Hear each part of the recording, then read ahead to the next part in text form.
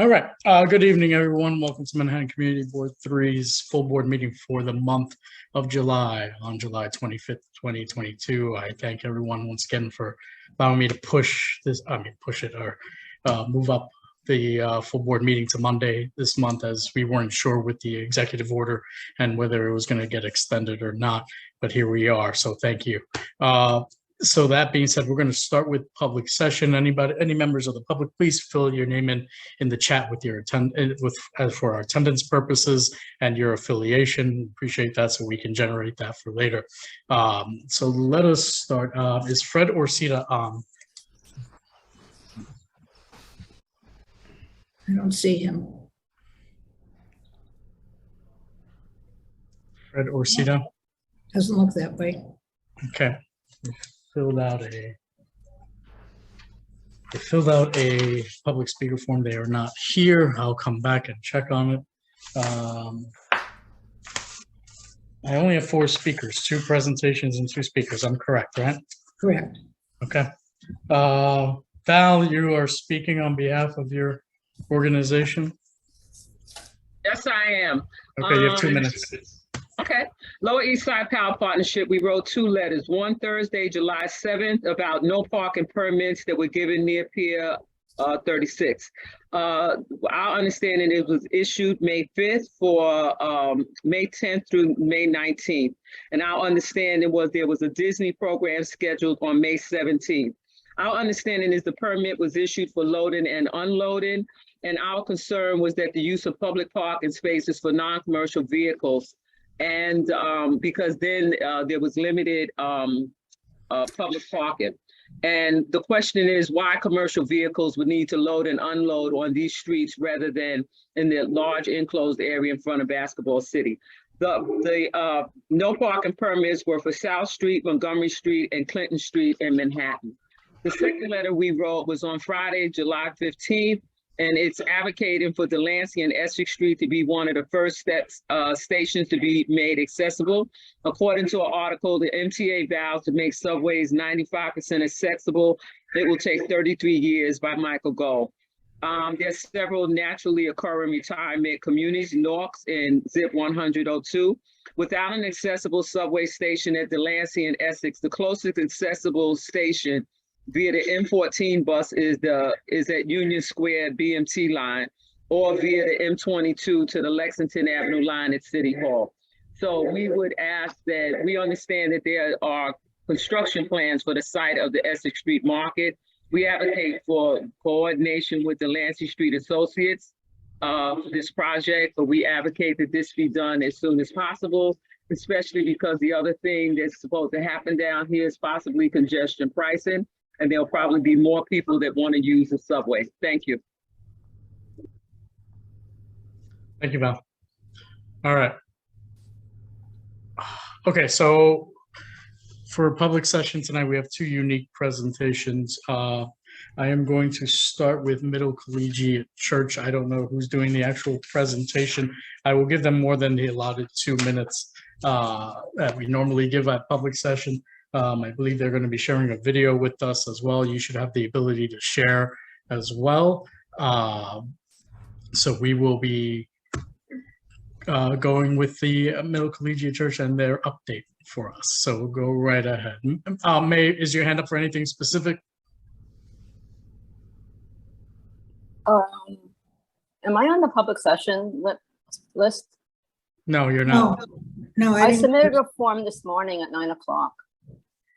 I did not see it. But Paul, can you let her speak? All right, Meg, you have 2 minutes. No, it's possible that it came in and I don't know. I searched for speaker. I will go back and look to see what happened. Yeah, I did it on the website. Okay, I'm sorry. It'll be really brief. So this is on behalf of my organization, the Chinese Progressive Association. I wanted to announce that there will be a candidates forum for the Congressional District 10 race. It's being sponsored by APA Voice, a coalition of Asian American organizations. There's about 17 different co-sponsoring organizations. 9 of the candidates will be there. It is on Monday, August the 8th, 6 to 8 p.m. at the Manny Cancer Center. And it will be moderated by Ernabel DeMillo. So I have a flyer, a link to the flyer that I can send in the chat to the Zoom facilitator, and maybe she could send it out so you can see it. That's it. All right, thank you, May. Okay. Oops. Bless you, whoever sneezed. That was me, Paul. All right, there's some power behind that one. All right. Sorry about that. Okay, so whoever's doing the presentation, you do have the ability to share your screen now, and you can go right ahead with your presentation. Thank you, Paul. Thank you, everyone, for this time to update you on what's been happening at Middle Church. We have a PowerPoint to share. We're going to try to pop through it kind of quickly. That's my colleague, the Reverend Amanda Ashcraft. We are both your neighbors in the East Village, and she's been an incredible asset to the church during this time of COVID and fire. So we wanted to tell you, I'm going to say at the top, the most important things. One is that fire on top of COVID was just devastating to us. We walk by the building like you do, Susan, and it feels like a trauma every single time. When you're inside the building, the books, the accoutrement of church are still on the wall, almost like we rushed out of the building. The sanctuary is all rubble, totally destroyed by the fire. But we're still here. We were devastated, but not destroyed. We were mourning, but we're resilient.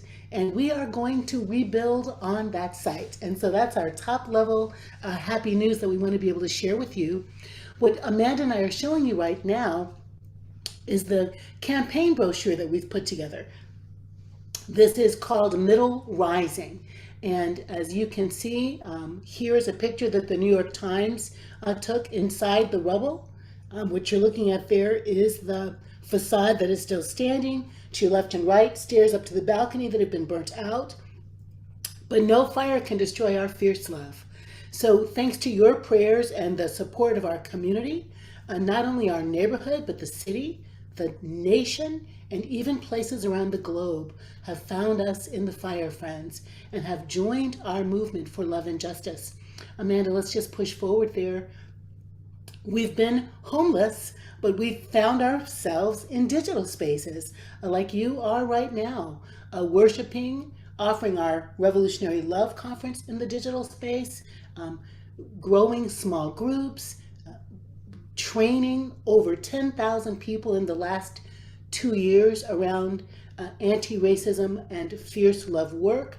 Some 650 people have joined our church since March 2020 because they understand that love is the antidote to the toxic politics we find in our nation. Amanda, if you'll just push forward again. This is our friend Titus Burgess singing for us. Here is our vision statement. We are a multi-ethnic, multicultural East Village church, y'all, just like you and all of our diversity, really trying to heal the world with love. We're believing that we can uproot injustice and eradicate poverty, care for the brokenhearted, nurture our planet, and build what we call the reign of God on earth. Our brand of Christianity is universalist. It is open to all. Atheists, Jews, Muslims, Buddhists come to the church because they believe in the power of love. And you've been in there, so you know what that's like. This was a scene from our CBS Bold New Love television program that happened a couple of years ago. And here are our people still making sandwiches and feeding our neighbors in Tompkins Square Park. Amanda, you're going to tell us a little bit about this next couple of pages. Okay. I'm trying to help the sizing for you all. Thanks for bearing with us.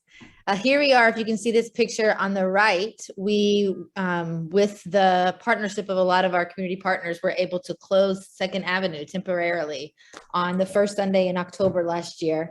And we worshiped for the first time in person together since we had shut down for the time of COVID. So it was, and obviously since we had shut down, our building had burned. So it was a really beautiful moment for us to be together in the street there. We are singing. And we really do, as Jackie has mentioned, think of ourselves as a revolutionary movement that is crucial for these divisive political and social times that we are in.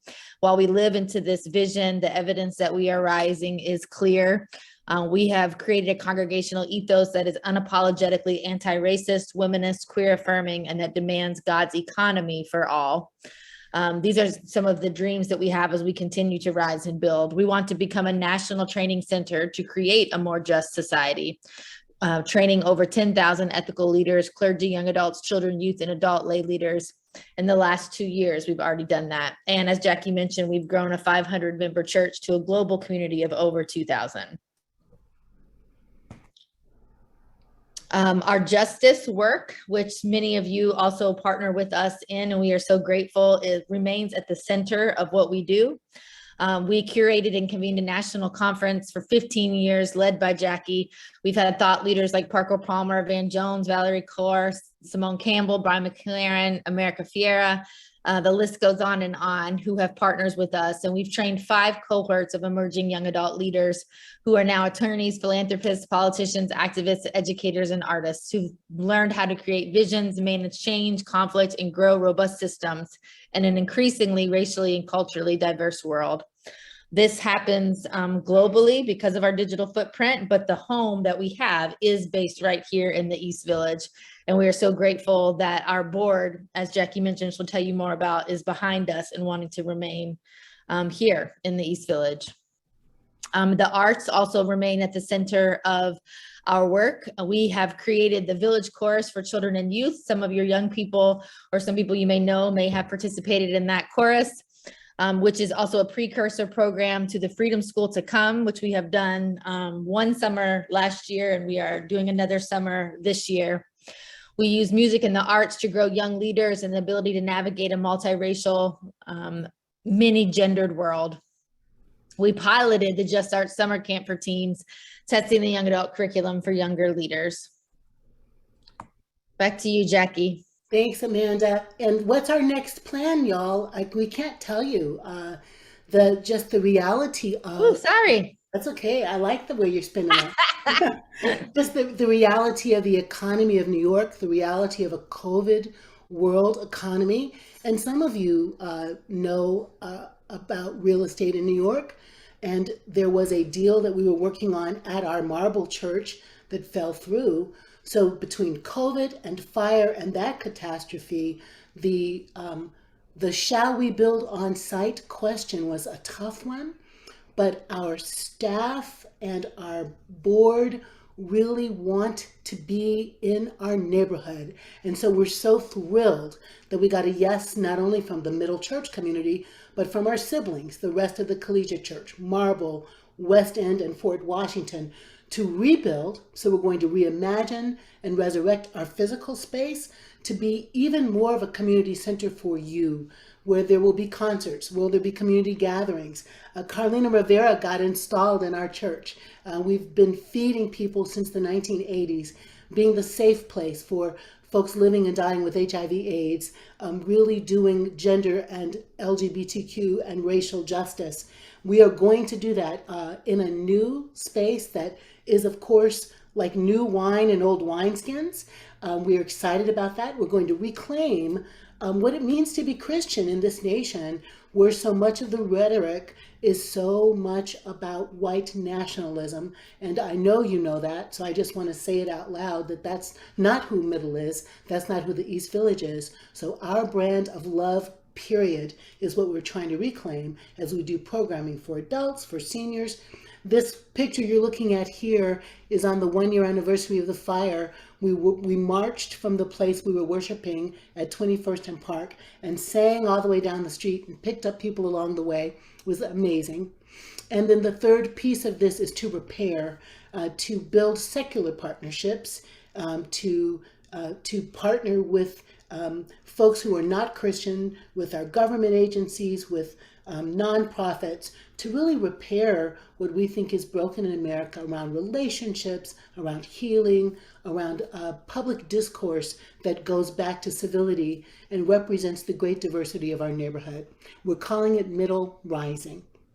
And if you'll push again, Amanda, just really quickly, I'll just say here, as we rebuild, we're focusing on spirituality and justice and the arts. And again, our building will be your building. We can't wait to build a space that can once again be the after school program for your kids, that can be a place where you come to gather for social programs, for NAAA programs. We've had the largest of those programs in the city, and we can't wait to get back to that. So there'll be classrooms, dream space, a broadcast studio so we can keep sending our message of love out into the world. And there'll be contemporary and collaborative workspaces because the East Village is so expensive. So we want to open our doors for you to come in and, do WeWork and hang out and rehearse and dance and make magic happen.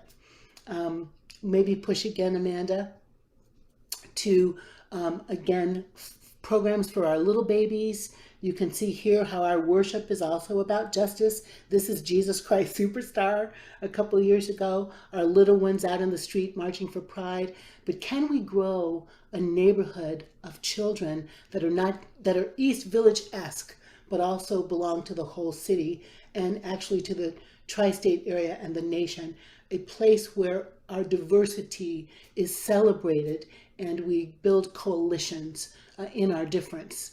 We're really excited about that. And finally, just to say, this page is going to Amanda. You want me to do repair here, Jackie? Yes, please, yeah. Yeah, finally, we really are interested in continuing to seek mission-aligned partners to increase our impact in secular programming and outreach, and to strategically respond to the world and all of its injustices that that our hearts are breaking alongside you all as we see everyday events unfolding. A key partnership will be Freedom Rising, an evolution of our current independent 501c3. It will be the catalyst for diversified funding and transformational justice through conferences and training, a Children's Defense Fund Freedom School, and a Freedom Center for Racial Healing. And you can see here at the bottom, through our partnerships, the things that we hope to deliver. That's fantastic, Amanda. Guys, I don't know if you remember that we were the church that wore hoodies when Trayvon Martin was killed. All of this diverse folks, some of them getting their hoodies from Abercrombie and Finch and others from the Gap to represent our economic diversity. But the symbolic way that we feel like we want to be in solidarity against gun violence, for economic justice, for a living wage, for the disruption of the cradle to prison pipeline. This is who we feel like we're called to be, and we can't wait to rebuild in our neighborhood.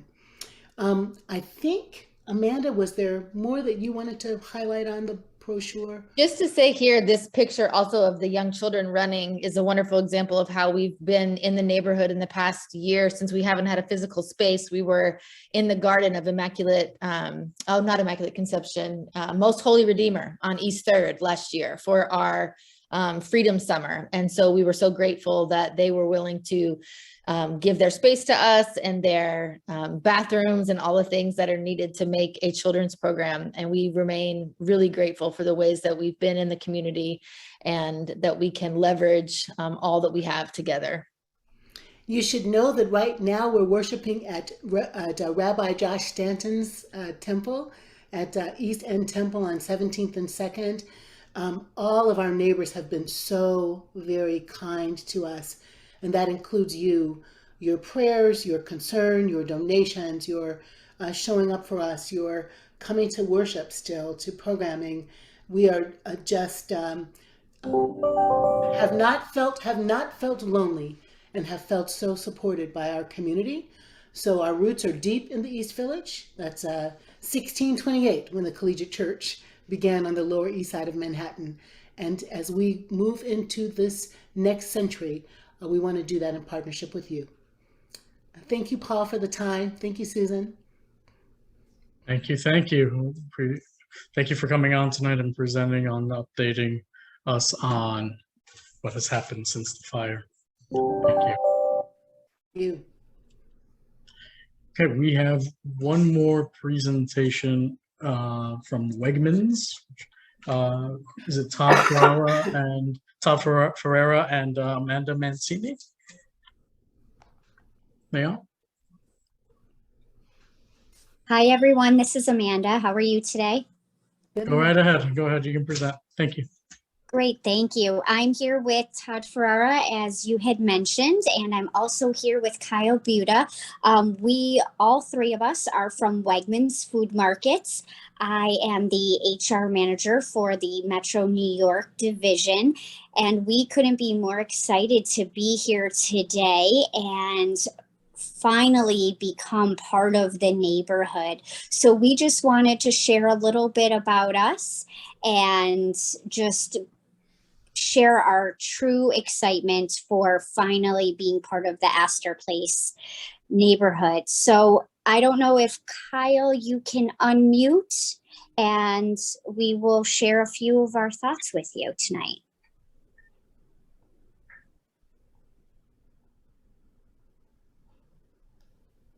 You see Kyle? Well, while we're waiting, I just wanted to piggyback off Amanda, and what a great presentation to follow. You know, with Amanda just speaking here, and you know, having someone so kind of fostered in the community. That's really what our organization is about. We're a grocery store. We're excited to come to the neighborhood, but as evidenced by you know, what you guys may have heard about our relationships and what we've done in the Brooklyn community when we opened that store a couple of years ago. We don't want to just be an operator in a community. We truly want to embrace the community and be a partner to help not just the lives of our employees that live and work in the community, but all the folks that we impact every day. And again, hopefully if we got this presentation, we could share a little bit of that. But Kyle, as soon as you're ready, just jump right in. And if you're not ready, I'll just tell a little bit about Wegmans and our values, and I may be redundant. I don't see him here. I don't see any. Is he under a different name? We don't see him on the panelists or the attendee list. If he's in there, if he could type in the chat what his name is under, we can promote him. P156 PRSHM. Is that him? Is that him? Yes. Okay, I got it. Perfect. And he'll get us started. Yeah, Kyle will share. But again, if you guys maybe aren't familiar with our company, we're a family-run and owned company, and Kyle will talk a little bit about that. But our basic premise is family values, and that's what we bring to every community that we operate in, and we're excited to share that with this community, no exception. And without further ado, we'll turn over to Kyle. Hey, Kyle. Hi, everybody. Thanks for having us. Thanks for the introduction as well, Todd. I appreciate that. And I apologize for the little technological glitch there in the beginning, but we'll get rolling. So as Todd kind of alluded to, and Amanda, I'm really excited to join the community. And for those of you that don't know about Wegmans or haven't shopped at a Wegmans, we're a family-owned company that opened in 1916. We specialize in the best food you could ever imagine, but more importantly, being a top employer in the United States. Just last year, we were voted the #3 employer on Forbes magazine of employers in America, and we're very proud of that. And the reason why we're extremely proud of that is because of the vote coming from our employees, coming from the very people that are on the ground floor and in the trenches, and you know, bringing our company to where we need to go every single day. The basis for our business and obviously past food and you know, selling groceries are something called the Who We Are values. We use those values in primarily everything we do. We call it what's really the center of gravity for our structure. A couple of those values include empowerment, caring, respect, high standards. Really making a difference in every we serve. And that is the basis we're going to use in terms of finding the right people to join us in this mission and opening the #1 grocery store in the world. Are you a good person, and are you living the values that our company needs every single day? And those values at the end of the day would equate to someone being an amazing, great person. And that's our main goal in finding our employment staff here at the Astor Place location. We had a great amount of success working with the community in our first Metro New York store, which was our Brooklyn location. If those of you haven't shopped at that store, I strongly recommend you check it out. It's state of the art. It's filled with a bunch of smiling faces and people that are just waiting to help you out. and Astor Place is going to be a lot of the same. But Brooklyn taught us a lot about, how well knit that community is and how important that community is in terms of our success and learning from our employees and understanding the marketplace, because it's very different from what we're used to. And we're really excited about those new learnings that we're going to get from our staff and from that community. In terms of some really high level achievements Wegmans has experienced over the time in doing business, we've been voted the #1 supermarket in America from 2005 to 2017, and #1 place of companies that care list from People Magazine, and the #3 employer for women in the United States. If I sat here all night and read all the accolades, we'd be on this call for quite some time. So I'll keep it to that. But really, in closing, if you will, we're really excited to join this community. We're an amazing community partner, an amazing employer, one that I'm extremely proud to work with. I've had 11 years with service with this company. Todd and Amanda have way more than me. I'm excited to keep chasing them and add to those years of service. But it's a family-based company with family values, and I'm extremely fortunate to work for them. And I'm really excited about finding several hundred people in your community that we can really work with and help give it a chance at an amazing career, just like Wegmans did for me. I started with the company when I was 17, and I have the honor of being the assistant store manager at Astor Place. And I'm really, really excited about it. And thank you, everybody, for your time. Well done. Thank you, Kyle, so very much, and great overview. As Kyle mentioned, we believe that our people are our biggest strength, and we are truly looking forward to making a difference in so many people's lives who give us a chance to join our team and be part of the excitement that is Wegmans, the values that Kyle mentioned. And a lot of times people think a grocery store is just a job or a part-time job. As Kyle mentioned, I too started when I was 16 as a cashier and have worked my way up into many different positions. And that's true for all of our employees. They all have the opportunity to have it be a part-time or a full-time job. But if they want to grow their careers and become leaders, we have so many different training and education programs to give folks the skills and the tools and the resources necessary to grow their careers and their futures for themselves and their families. And that's what we're really proud of, that there are all different paths that people can take to become whatever they may dream of. And we're here to help on that. So we are looking forward to hiring part-time folks, full-time folks, and entry-level management as we prepare to staff our store to open next year. So thank you. Todd, do you want to close out with any further remarks? No, nothing more to add. Just thank you. And we look forward to, like I said before, being part of the community. And, if there's anything we could do to help support, please let us know. We want to be part of it, not just in it. So thank you so much for the time. Thank you all for coming on tonight. There are actually a few hands for you, and I'll take just a few questions because this is still the public session. I'll see in the order that was up, Susan, then Chanel Elliott, and then Michelle, and then Carlin. Susan, go ahead. Sure, thank you. So I believe it was Todd who told me that you are working with Lower East Side Employment Network. Can you just very briefly tell how you're connecting with them?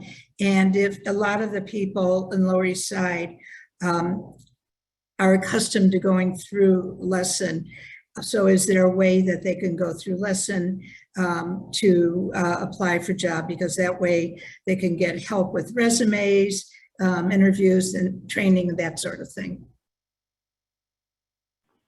Yeah, Amanda, do you want to speak to that? Some of the partnership, what we've been doing with outreach with regards to some employment avenues for folks?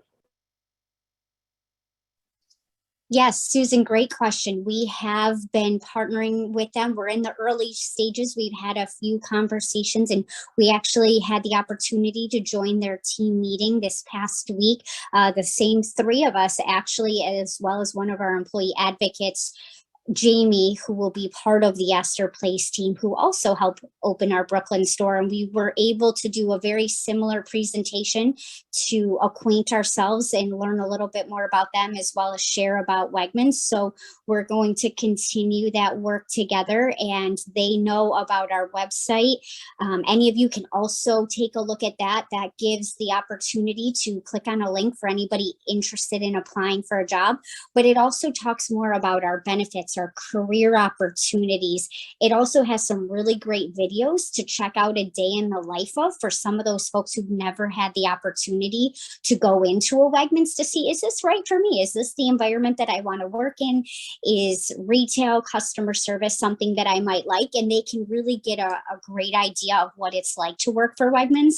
And they can also learn about our values that Kyle spoke about, and really understanding what we look for in a candidate. We can teach somebody how to learn to use a register or to fillet a fish, but what we're really looking for is what's on the inside, and our website will really walk through that. So we look forward to continuing that partnership with LES. Okay, if I could just mention, Community Board 3 is a founding member of the coalition. And I'm sure you're aware by now that they sometimes have like resource fairs, even for one company, that are all very, very valuable for the community. Thank you. Thank you. Good night, Wegmans, Amanda and Todd. My name is Chanel Elliott. I'm the CB3 liaison for Assemblymember Harvey Epstein. I have just two questions. Well, I'm gonna keep it to two. I just wanted to know, do you guys hire from 14 or 16? And then I wanted to know if I have two job developers that I work with at Jobs Plus. I wanted to know if possible I could have an email to share with them. And if possible, as the jobs are coming up, can we also share them in our assembly newsletter, because we post jobs in the district as well? Great question, Chanel. So we do hire minors. We actually start at the age of 15. So our minors are 15, 16, and 17. And we will be hiring minors for the Astor Place store. So we look forward to them joining. We do hire them a little bit later or closer to the store opening. So you might not see those positions available for a while, but they will be out there. And then as far as an email, we can definitely connect maybe offline, or if I can get yours, and we can make sure you have an email so we can connect after. And I just want to add two things, Chanel, and great questions. You know, Wegmans is definitely a company, as Kyle mentioned, that you build a career at. He mentioned he started when he was 17. I started when I was 15, as did Amanda. And it's one of those companies where if you meet someone that works for Wegmans, you can usually figure out how long they've been with the company. If you know their current age, you can minus 15 and be pretty darn close to how long they've been with Wegmans. So, and there's also too, I wanted to let you know, if you go on our website, we do have a job alerts that you can sign up for, and they'll hit you anytime there's a new job posting. But in a grand opening scenario, once we start, we keep going right up through opening, and we should be starting fairly soon, and we'll make sure everyone's aware of our start date for hiring as well. Thank you guys so much. As long as we're aware of the start date, I'm sure I'll circle back. Thank you so much. I'll leave my email in the chat. I think Susan's going to release it tomorrow or later today. I can connect you guys. Great, thank you.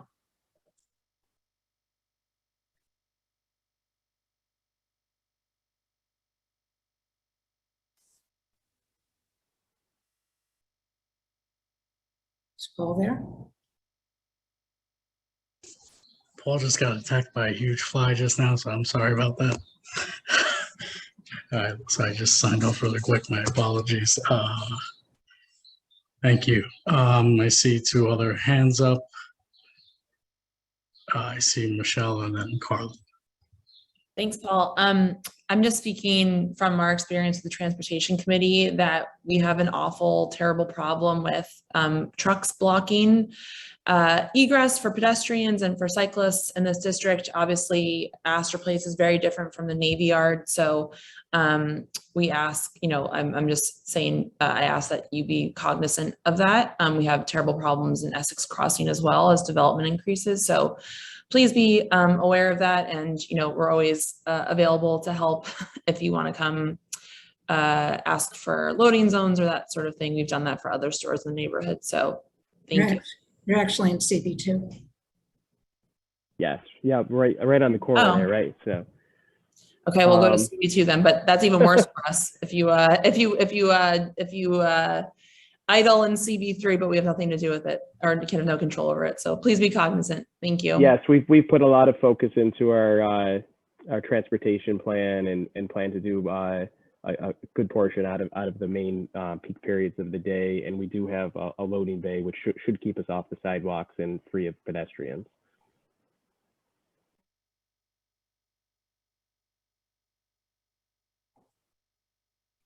Okay, Carlin, last question.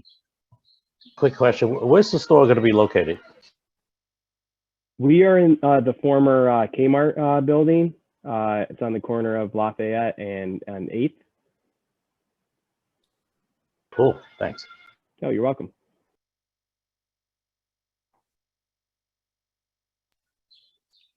All right, thank you. Thank you, Wegmans, for coming on. Appreciate it. Thanks for having us. Whatever information you need to send to us, please do so.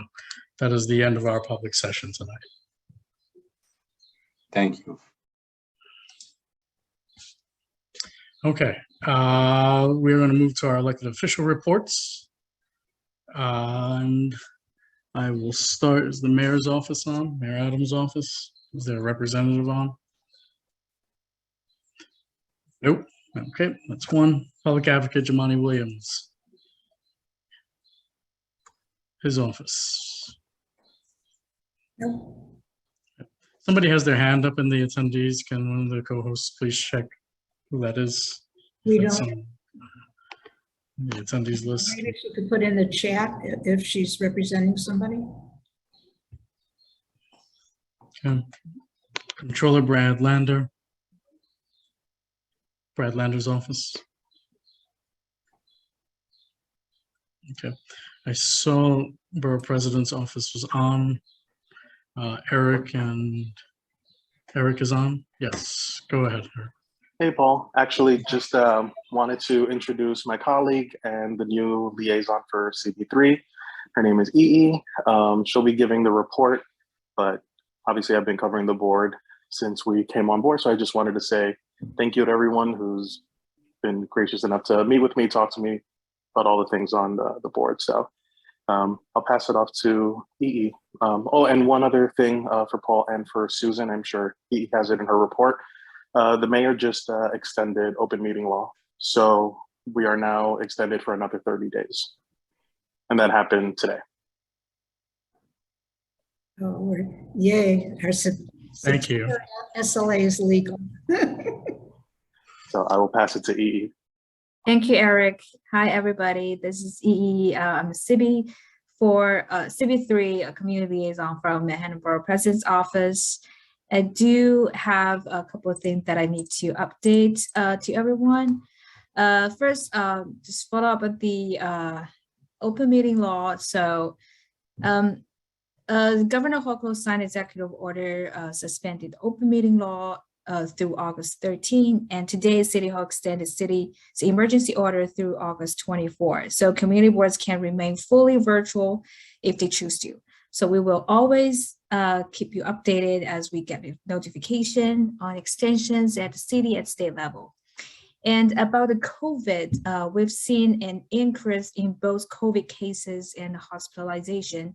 This doesn't include those who may test positive or may not alert DOH and MH.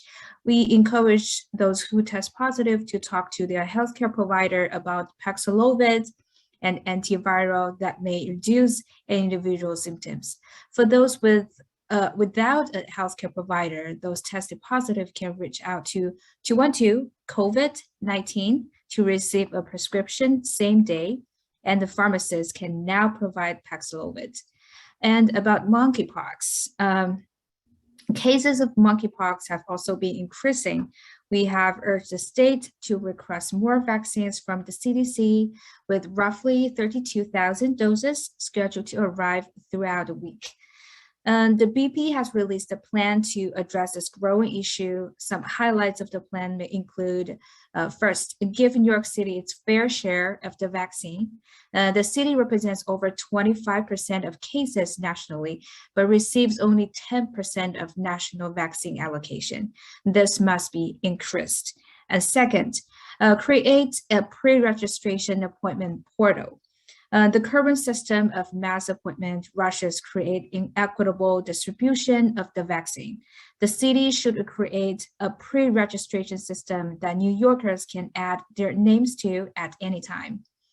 Third, increase access to testing. New York State DOH can make it easier to test by expediting regulatory approval for lab-derived tests in New York State, providing technical support and validating the use of alternative specimen types like saliva or oropharynx testing. Fourth, increase access to treatment. The federal government is sitting on 1 million doses of tecovirimat, known to be effective in treating monkeypox. That should be made available. And last but not least, very good news. The Manhattan Community Award Program is now open. This is part of our annual funding of smaller funding grants, typically between $5,000 and $7,500, to nonprofit organizations and public schools to help support programming or operational expenses. And each award is contracted through one of our 4 agencies: the Department for the Aging, the Department of Correction, and the Department of Education, or the Department of Health and Mental Hygiene. Each organization's proposals must relate to the specific city agency's overall mission and goals.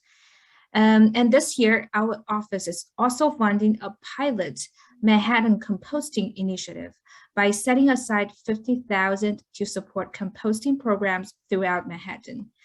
Please note, organizations can submit 1 application for Manhattan Community Award Program, as well as 1 application for the Manhattan Composting Initiative at a maximum. Please see our website for more information and details on how to apply. That'll be it. Thank you, Paul. Thank you, Eric. Thank you. Thank you both. Kay, you had a question, or was that an accidental hand up? No, I did. Thank you. Go ahead. Hi, Yi, good to meet you. I guess I want to ask, I keep hearing from not just the park I happen to be associated with, but other parks, that the situation is really bad. We don't have park workers enough to maintain them, to keep the trash out. Our parks are increasingly unsafe. And I would love to know what the borough president and actually any of our elected officials for CB3 are doing to help us think about that or somehow mitigate what's going on. We do receive complaints about parks safety issue in the previous weeks, and we have talked to the local precincts, and also we will talk to the park department regarding these issues. So can you just shoot me an email with all the questions and your concerns, and I'll just see what our office can do, or we can just pressure some of the related agencies to better solve the problem. Thank you. Yes, absolutely could do that. And we just know that the 5th precinct, at least the 5th precinct I know, has worked very hard to make sure that they can't be here all the time. I don't think it's really their job. We don't think it's their job to be here all the time. Would be great to have PEP officers. And we also know that the Parks Department just doesn't have the staffing, you know, that, and I think that's true in every park in this area. And if you're not a conservancy and you don't have money, or you're not surrounded by funders, then it gets even harder. So happy to write what I know. I think it would be great to have other park organizers let us know what they know. It would really be useful to have some kind of a meeting with the borough president, with all the park folks to think strategically about what to do. I don't think it's entirely a police matter, and I don't think they can't staff a park if they have no staff, but we do have to do something because those of us who've lived here a while know that there are tipping points, and I think we're at one. So thank you. No problem. Appreciate it. Lee. Okay. Val, is this in relation to what you said at public session, or is this a separate question related to CB3? It's related to what she just said. Okay, go ahead. Yeah. You know, I really appreciate that Mark Levine comes up with, you know, approaches to these public health situations. My question is, what can we do to help promote this or make it happen? Because I think we all get the fact that timing is everything. With these public health conditions, if you don't get right on top of them, they mutate, and then you have a total different problem, and you have something that is generally much more able to be virulent or whatever. So anyway, what can we do? Because I think his points are on target, but I think that the timing, we've got to like get on top of this before whatever mutates and we got a whole different public health situation. So what can we do to help get his, you know, what he's saying we need, which we need, what can we do to make this happen as soon as possible? Yes, the VP actually wrote out his plan, and he's trying to address like some of the issues. He's really working on it, and he's really pushing all of the things to happen. So so as for your question, that timely, we all know that the virus just come out that's without any expectation, without any like, we cannot know that when this variant will come out, to be honest, but we are trying our best to push everything happen. We're trying to get as much as we can to the community. And if you have any sort of concerns, if you have any questions, you can just just call me or shoot me an email. We'll roll out like a detailed plan to explain to you that what exactly is going on, what exactly is the BP pushing these days, and what are the things that we can do to help the community to protect themselves or to prevent them from getting like disease. So there's really nothing right now that you're saying that we can do to help push this quickly. Actually, the BP is, if you go on a social network like Twitter, like Facebook, anything that if you can just follow or take a look at what has been posted on the BP's social network, you'll find out that we are pushing everybody to get vaccinated like really hard. Okay. Like Thank we post out like locations of getting vaccinations. Okay, Yes, so we're there's trying really not hard. much for us to do right now to help push his program forward. Okay, thank you. Thank you. All right, Carlin, next. Yeah, hi. Just wondering, have the selections for the DRI proposals been whittled down to 5 or whatever, a list that's submittable to the governor?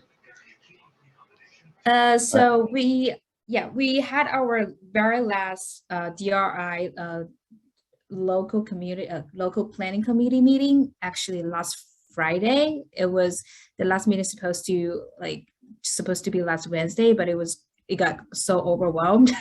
So it has extension on Friday. So Friday actually the consultant company actually gave everybody a ballot to finish. I think everybody has to submit the ballot today. So we'll find out the information once the consultant company agency got everybody's ballot. We'll know what the final result is. Okay, thank you. Thank you, Ms. Wing. I appreciate you coming on, and you're our new liaison. I'm sure we'll be doing some more work together. So I made an error earlier. There was a speaker that I did not get to from the public speaker forum, Lena Alfonso. They were in the attendee list. My apologies. You have 2 minutes, and then I'll go right back to the elected official reports. Great. Thank you so much, Paul and Susan. Hi, everyone. My name is Lena Alfonso, and I'm the Program Manager of Grants and Services at Lower Manhattan Cultural Council. And I just wanted to share this evening about LMCC's 2023 Manhattan Arts Grants, which are funding opportunities for Manhattan-based artists, groups, and cultural organizations. We provide funding from the New York City Department of Cultural Affairs, the New York State Council on the Arts, and Howard Gilman Foundation, to Manhattan-based artists, arts, and nonprofit organizations that are providing art projects and programming to the public in Manhattan in 2023. We support a wide range of activities, including performances, concerts, screenings, exhibitions, arts learning programs, and much more. The application deadline is Tuesday, September 13th by 5 p.m. And throughout the summer, we are offering information sessions for applicants who are new to the grant programs, as well as returning applicants. We have a virtual information session this Thursday, July 28th, from 6 to 8 p.m., which will be in English and Spanish. And also an in-person information session on Monday, August 1st from 4 to 6 p.m. at Chatham Square Library in partnership with the Chinese Cultural Arts Council, and that session will be under in Chinese. And then finally, we'll have an in-person technical assistance meeting at Lois Saida on Wednesday, August 24, to help applicants review in-progress applications. That full schedule of sessions and more information is available at lmcc.net/RSVP. And then also my contact information is on LMCC's website for anyone who might be interested. Thank you so much, Susan and Paul, for the space to share. Thank you. That's all. Thank you. All right, I'm going to go back to the elected official reports. If you want to put any information in the chat, Ms. Alfonso, please go ahead and do so. Congress member Velasquez's office are they on?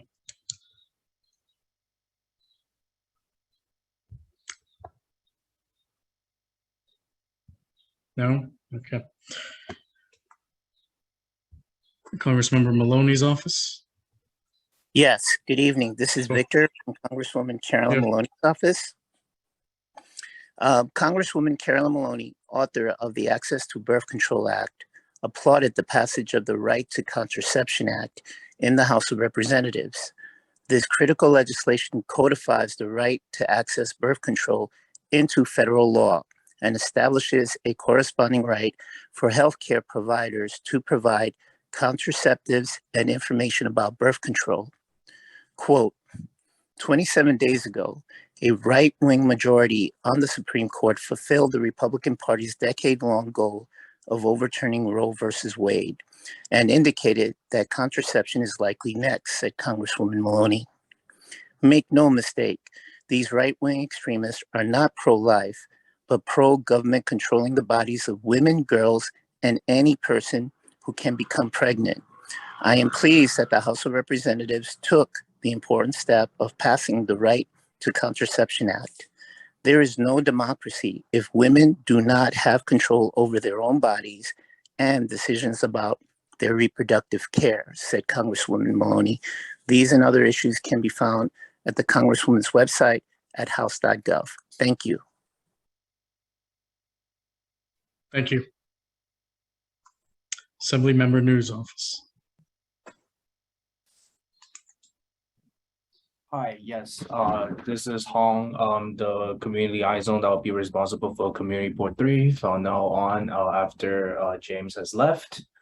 For our update, right now there's only a few, so we have more PPE distributions along with COVID test since the cases are on the rise again recently. So if you and your community would like to receive some PPE and water COVID test kits, feel free to reach out to our office and we will schedule a delivery. And also, in addition to monkeypox, Assemblymember Neal has been working tremendously trying to get more vaccines to the city. And like the borough president's office, we're trying to figure out a way to so people can pre-register and can make the process easier. And the next thing is that, as people know, that 5 World Trade Center recently is going under construction. There are developers who want to try to make it into a luxury apartment building.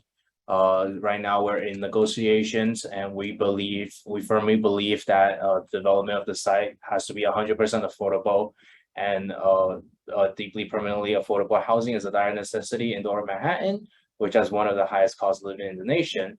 So the publicly owned 5 World Trade Center site is the greatest opportunity for flagship affordable housing development that we have seen in decades, and will provide fully affordable units for working family, including 9/11 survivors and the descendants. So the office and Assemblymember Neal has been pushing very hard to make sure that the developers will follow through with affordable housing at the site.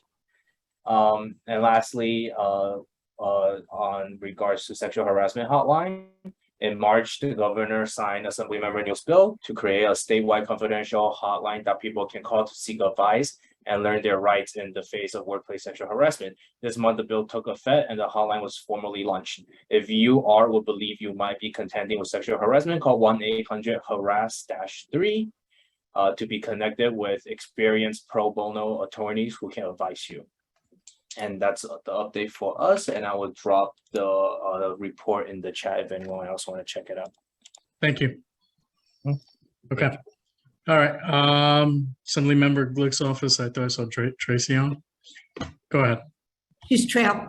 I'm here. Hi, Susan. I just got here. Hi, everyone. Thank you. I just ran in the door. I've been on trains for the last couple of hours. So I'll be brief. Hi, everyone. I'm sorry Assemblymember Glick can't be here tonight, but two things I would highlight. One is that we're particularly pleased that Assemblymember Glick and Senator Kavanaugh had a bill that passed this past session that would protect JLW QA residents, people who are impacted by the Soho NoHo rezoning. And we were very pleased that the governor signed the bill last week. So I don't know if someone from Senator Kavanaugh's office is here and maybe spoke about that already, but it essentially protects current residents in JLW QA units, whether they are certified artists or not. As many of you know, that was a very complicated process with a lot of obstacles and concerns. So if anyone has any questions about that bill, please feel free to reach out to our office and I can have our legislative director walk you through it a little bit. The other thing that I would just note related to legislation is Assemblymember Glick's bill on speed cameras, which will allow the speed cameras in the city's school zones to operate 24 hours a day, 7 days a week, will take effect August 1st. So that's coming soon. And that's a really positive development because, you know, we have a lot of data now over nearly 10 years worth of having speed cameras. We can see how they're reducing traffic violence and crashes. So that's also, you know, we're really pleased about that. I think that's all I have for right now. I'll drop our board report in the chat, but thank you and let me know if you have any questions. Thanks. Thank you, Tracy. Good to see that you traveled in on time. Thank you. All right, Assemblymember Epstein's office. Ms. Elliott, 2 minutes. Good night, everyone. From Assemblymember Epstein. He sends his best wishes. Apologies that he's not here tonight in person. Like Assemblymember News office, we're also giving out PPE. We have plenty of it, so we encourage anybody, any individual or any community-based organization to reach out to our office if you need COVID tests, masks, hand sanitizer, or anything else, any other supplies pertaining to COVID. Some important matters Some important matters and areas of focus for Assemblymember Epstein have been abortion access, in which the Assembly has taken the first step to enshrine abortions as a right in our New York State Constitution. Assemblymember Epstein also submitted testimony in opposition of proposed rate hikes to extend the life of Con Edison's frack gas infrastructure in our community. Please check out our newsletter to learn how all of you can make your voice heard on this matter. Our office also sent a letter to DOT and Borough Commissioner Pinkar, along with support and signature from Carlina Rivera's office to discuss the proposed dedicated bus lanes on Avenue A and D. AM Epstein believes that the final implementation of the bus lanes needs to strike a balance between ensuring bus reliability and safety, while ensuring residents have adequate curb access and are not exposed to parking meters if they're not needed. We haven't gotten a response back on our letter yet, and we sent that about 10 days ago. And lastly, the Assembly member recently voted on gun safety legislation that severely limits the locations in which firearms can be carried in New York City, along with multiple other gun safety measures. And you can read all about that in our CB3 report that I'm going to leave in the chat. Thank you, guys. Have a great night. Thank you. Susan, I see your hand up. Go ahead. Yeah, I just wanted to say, even though CB3 didn't sign the letter, we are certainly very involved, and I do know that DOT is trying to implement what's asked in the letter. So I'm hoping the answer is soon, but I know they are trying. Thank you for that, Susan. Thank you for the update, because I haven't heard from them as of yet. So hopefully we get an email or something tomorrow. Okay, thank you. State Senator Kavanaugh's office. Hi, good evening. Hi, Patricia. Over here. I'll just jump in here. Although I appear to be identified as Patricia. Go ahead. Go ahead, Mrs. Allen. Apparently we have two screens between us.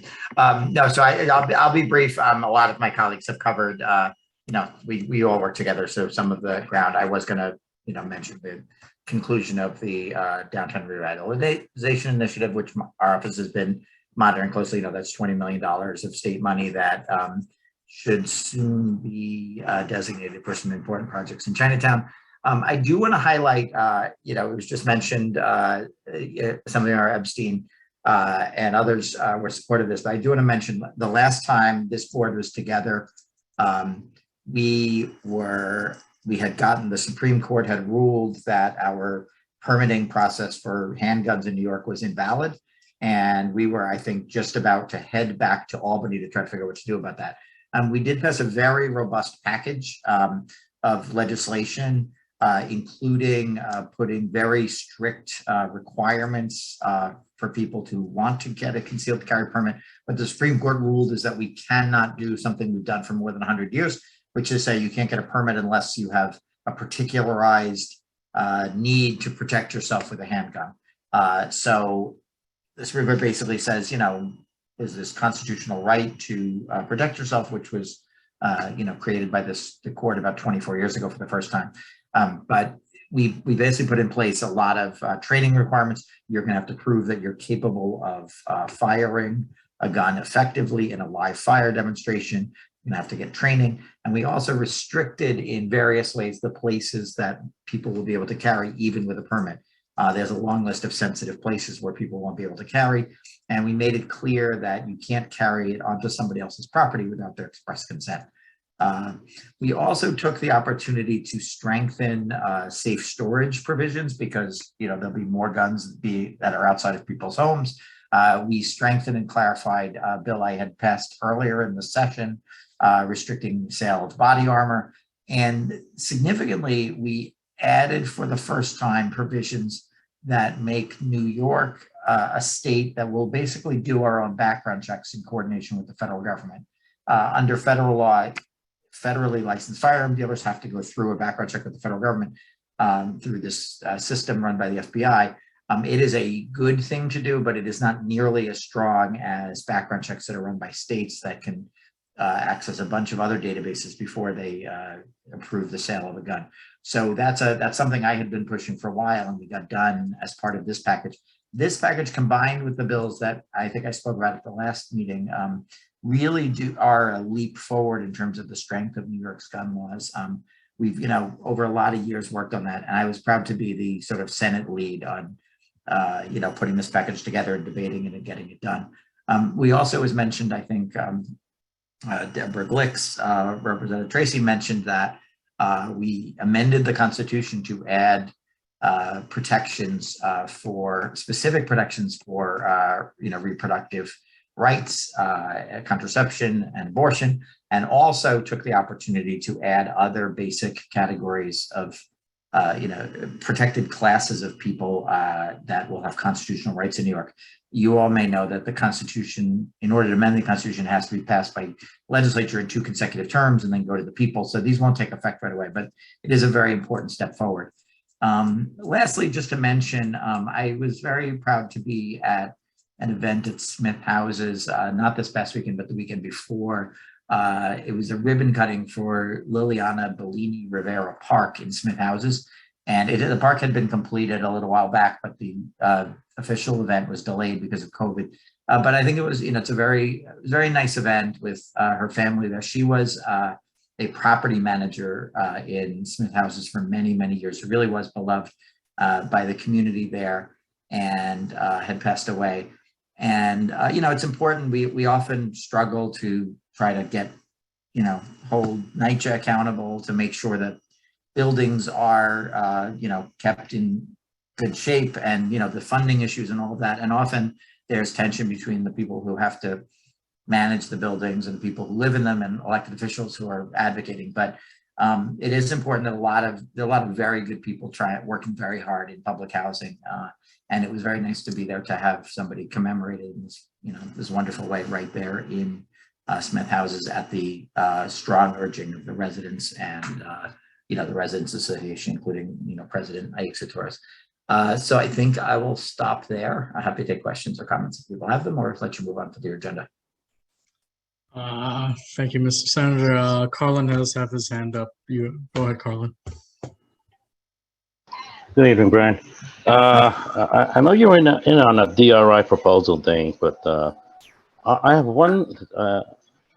I know one proposal survived this in a final list of 20. But is it really? Do you feel comfortable using public funds to renovate a private property where the public has no access to, and just to look at it from the exterior? I think, so the process is that this local working group is supposed to make recommendations. Those recommendations are not binding. And my staff, we've been in all the meetings and paying attention to the process. But I think I will reserve comment on any particular proposal until the group has made its official recommendations. I will say that, this is public money. It is important that there be a genuinely public community benefit from any project that's funded through this. But I don't want to comment on sort of the particular proposals or the criteria. But again, this will be a series of recommendations, and there'll be further conversations before the state makes final decisions about grants. So we'll have an opportunity to, comment further, and I'm happy to discuss that with you. Thank you. Okay. All right, thank you. I don't see any other hands up, Brian. So thank you for coming on tonight. Okay, my pleasure. Thank you. All right. I thought I saw Caroline on. Caroline, State Senator Hoylman's office. Go ahead. I'm here. Hi. Hello.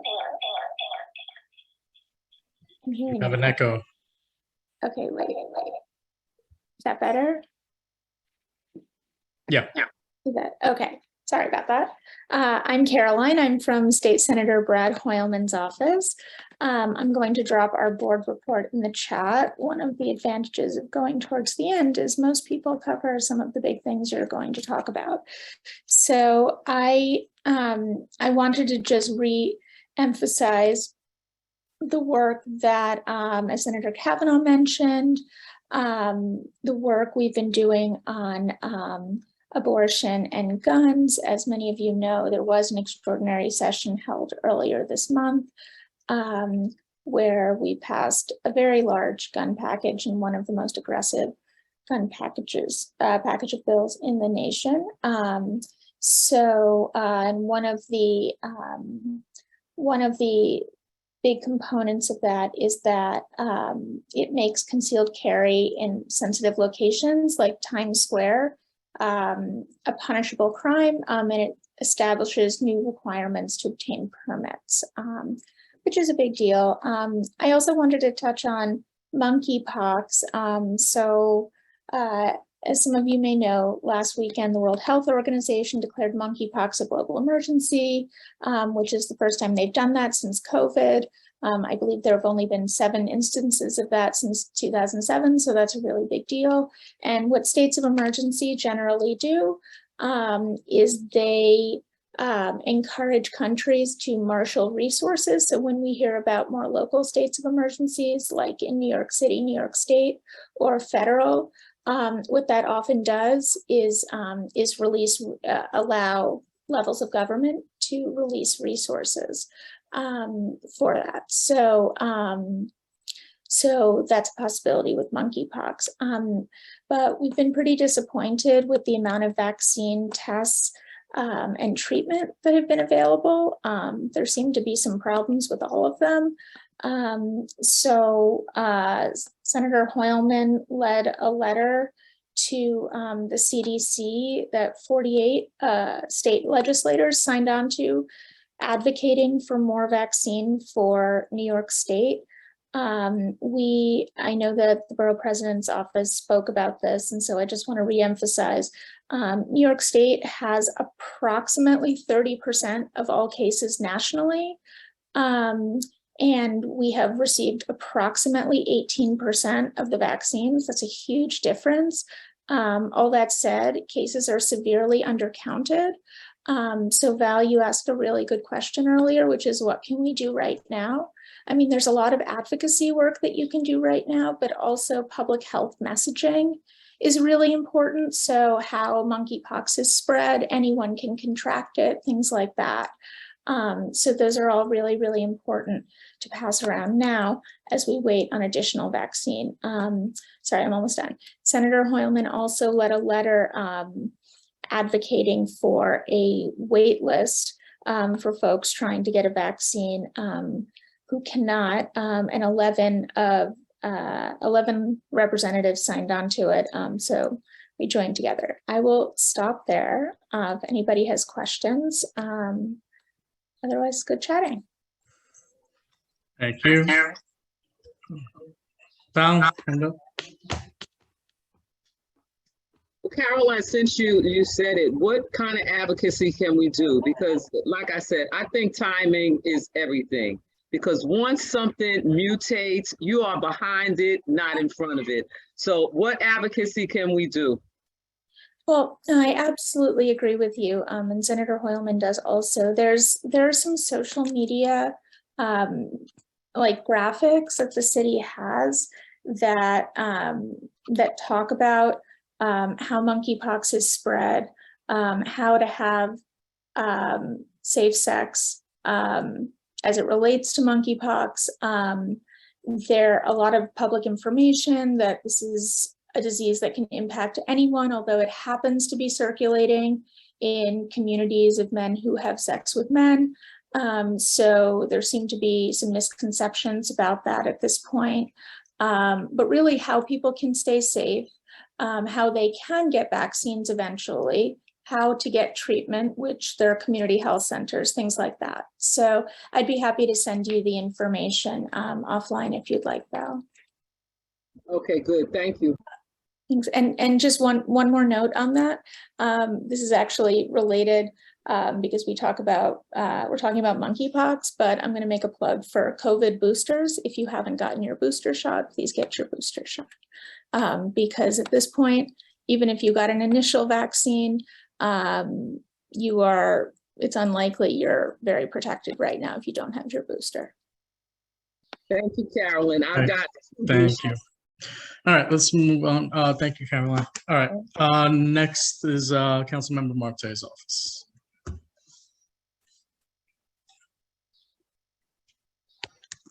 Is Councilmember Marte's office on? They're usually on.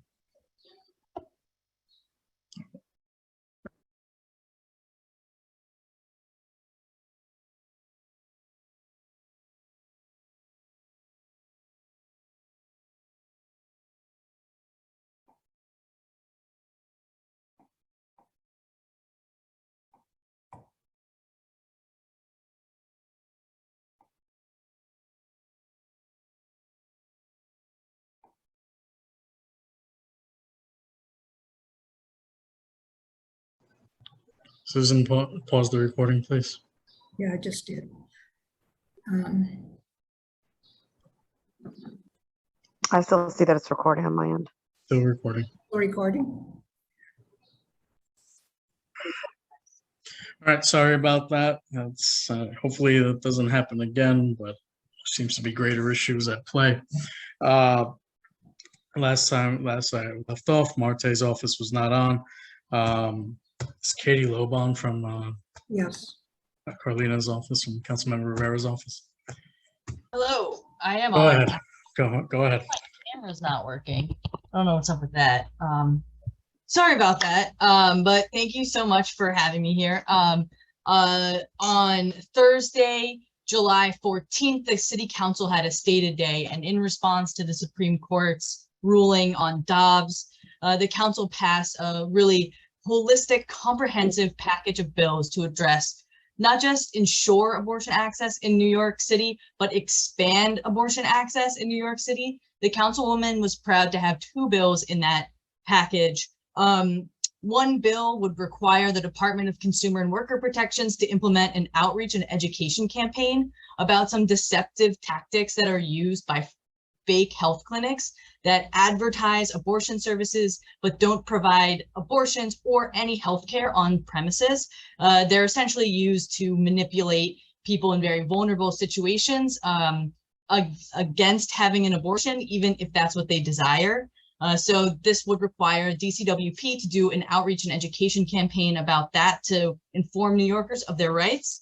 And then Intro 507, which would require the Department of Health and Mental Hygiene to provide FDA-approved medication for medication abortion at no cost to the patient at all health clinics. These 2 bills are really important for removing cost barriers and making sure people know their rights and know their options in New York City. So she's very proud to have those bills in this package. She also introduced some legislation. One was a resolution calling recognizing the animals as sentient beings, which is, very important for our animal rights. And another would codify the open culture program that we all enjoyed last summer. And this would make a program that the city could operate in the future and not just on an emergency basis. So we're really looking forward to working with Councilmember Chi Osei on that, and all of our cultural institutions within the district to, make sure that they can bring their services to the public.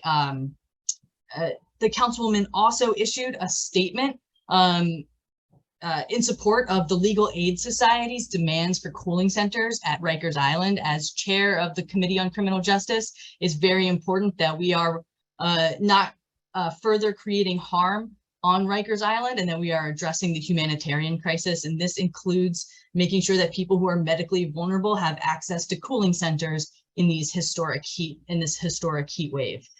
So it's been quite a busy summer in City Hall, and the councilwoman is excited to be working on these important issues. And another piece of news that's more sort of office related is Isabel, who you've all come to know and love, is going to be working a lot more on legislation. So we're working on finding somebody in the office who can be the new CB3 liaison moving forward. But for the immediate future, you can expect to see me popping up in a few more meetings like this. I see 2 hands, 3 hands.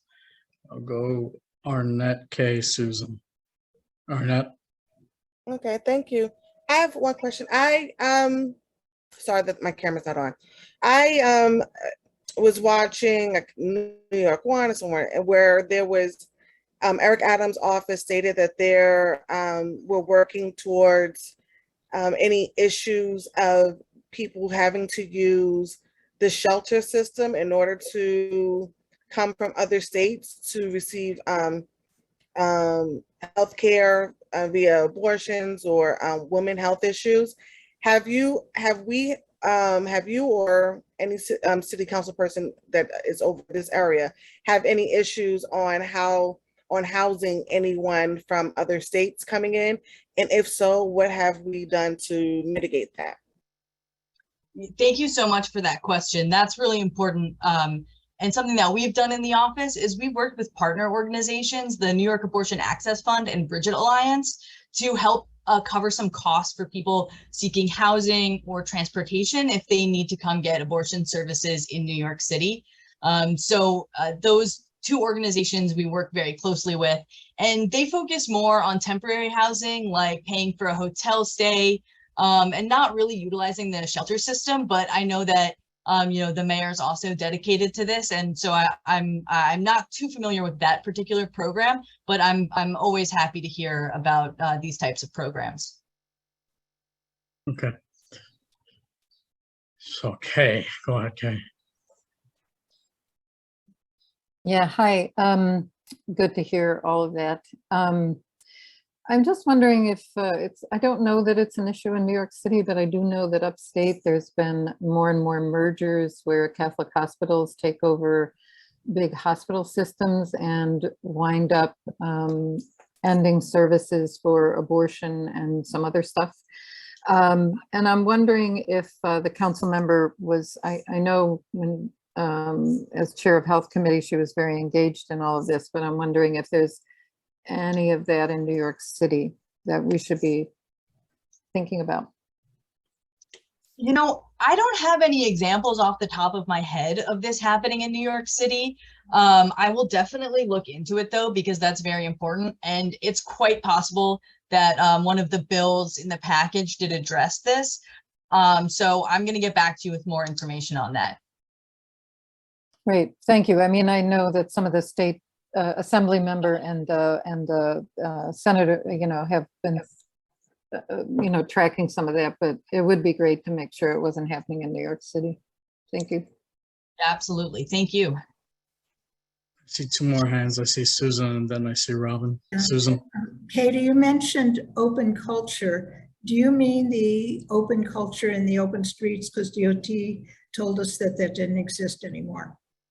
Yes, it doesn't exist anymore, but we introduced the bill, and it's still, it's a first draft. We haven't heard it or made any amendments, but the bill would, it wouldn't extend the program because the program was created on an emergency basis, but it would create a program that would be codified in law that is trying to be as similar to that program as possible. So yes, it would be in the open streets. It doesn't exist right now, but this would be to kind of, make sure that we have that program going forward. Okay, thank you. You're welcome. Thank you. Last question, Robin, go ahead. Yeah, hi. Could you share your email in the chat, because I've been working with several community people on the Open Culture Initiative, just separately from my work here as a community member, as a citizen also. I'm trying to, I was involved heavily last year with a bunch of culturals too for the language, so I'd love to talk to you. Thanks. Yeah, absolutely. Yeah, feel free to shoot me an email with anything. I can send you a link to the draft. We are taking all feedback on it, and we're hoping that we'll get a hearing soon. So I'll let everybody know that as well. Should this go on the CB3 agenda in September?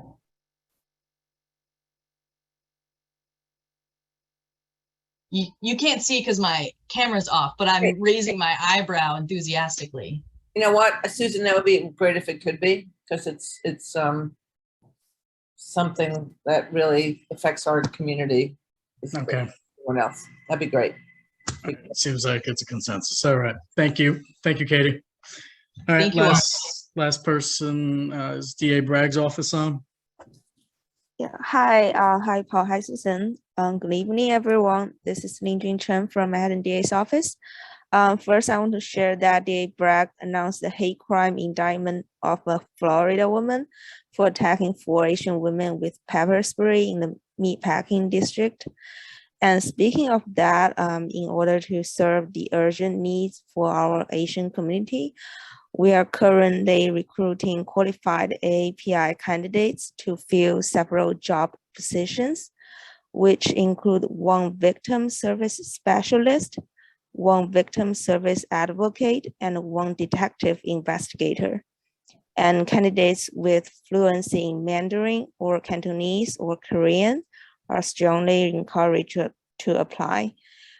Please help get the word out because we had a hard time getting the people, and all the job openings can be found in our website, manhattanda.org. And that's all I have for today. And I will see you in the National Night Out. Thank you. Okay, thank you. Carlin, quick question, go ahead, because I understand Councilmember Marte is on. Go ahead, Carlin. Yes, I understand there are quite a few number of arrests in the last 2 years, 3 years. What percentage of those arrests have resulted in a hate crime charge? I'm reading about the Florida woman and also of another case more recent, but in the past years, how many? Yeah. Well, do you have the data? I don't have the stats right now, but I can get back to hate crime unit, but I know that we are working really hard on all the hate crime cases, and DA Bragg has announced to expand our hate crime unit so we can work on more cases. Thank you. Thank you. Okay, Councilmember Marte, I believe, is on. Hi, everyone. Can you hear me? Yep. Yes, go ahead. You can give your report and then we'll wrap up. Go ahead. Awesome. Thank you, Paul. Well, it's good to see some of you. I know some of you have your video off, but I just wanted to give a quick update on what we've been doing this past month. Recently, we introduced 2 new bills in regard to the 15-minute delivery apps, also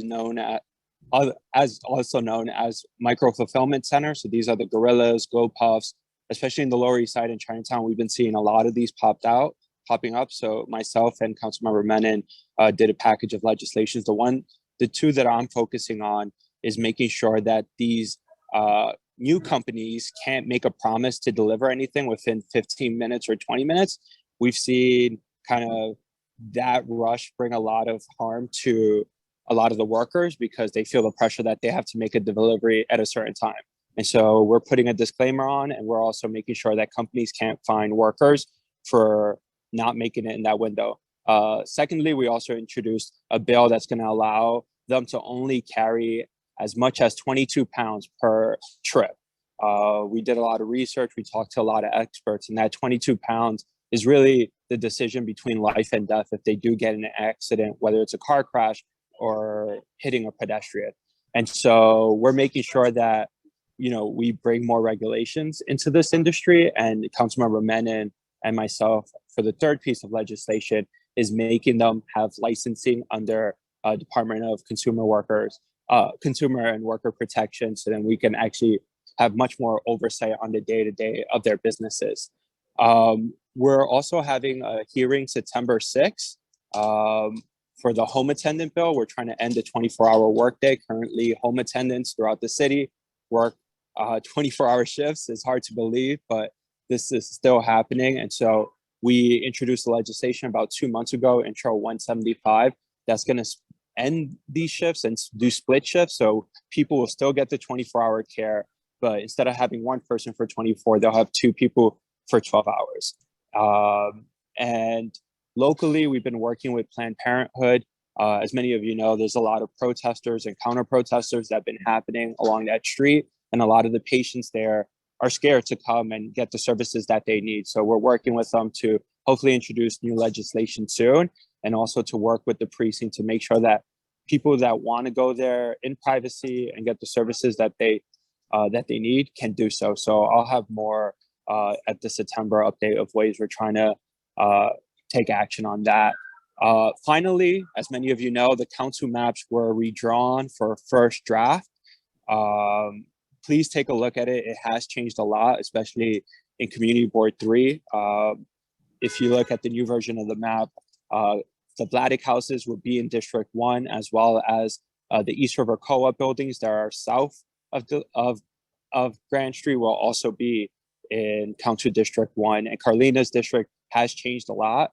We do have a limit of how many people we can represent, and my district increased by 17% since the last census. Carlina increased 7%. That's why her district has expanded a little bit further west. But if you do have comment, if you do want to testify, please reach out to my office. You can also do it on the New York City Independent Commission office. They have the maps online, and at the end of this week, they will have the ability for anyone to go up and draw the map as they see fit, and submit them on the website. But the one thing that they've asked us to talk to community board members and the public is to always say why these changes should be made. And so if you want to learn more, if you want us to relay some of the information that you wish for them to have, my office is happy to do that. And again, my office is now on 65 East Broadway. It's the storefront between Market and Catherine Street. So feel free to walk by if you have any questions or just want to get to know me and the team a bit more.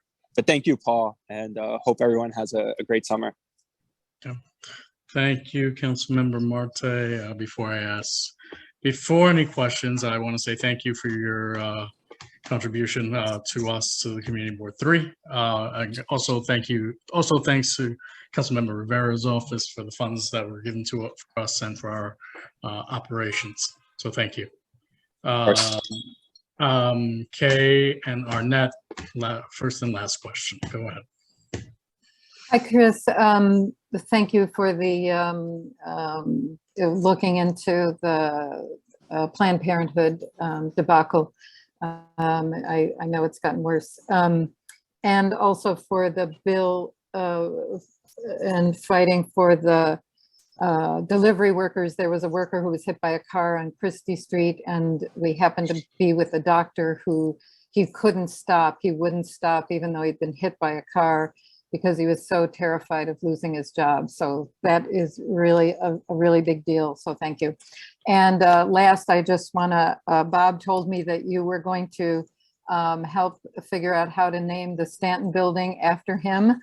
So now you're on the hook, buddy. So. Yeah, no, we're going to try. We already submitted it. I don't know how Parks will react to it, but I think they're feeling a lot of pressure from the New York Times piece. So hopefully this will, so hopefully this gets the ball rolling and they're more cooperative with the community. Yeah, I really thank you. Appreciate that.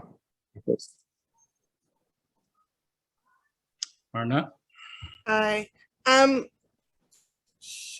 Question. About the redrawing of the district. Would your office offer like any workshops or anything prior to the submission, or is it just to contact you? And also to piggyback off of Kay, great job on especially acknowledging the home attendants. My grandmother had a home attendant. She became like, the group of them became like family. And especially with having such a crucial job of maintaining the life of someone close to you. So thank you for that and all the other bills. But yeah, once again, about a workshop or something.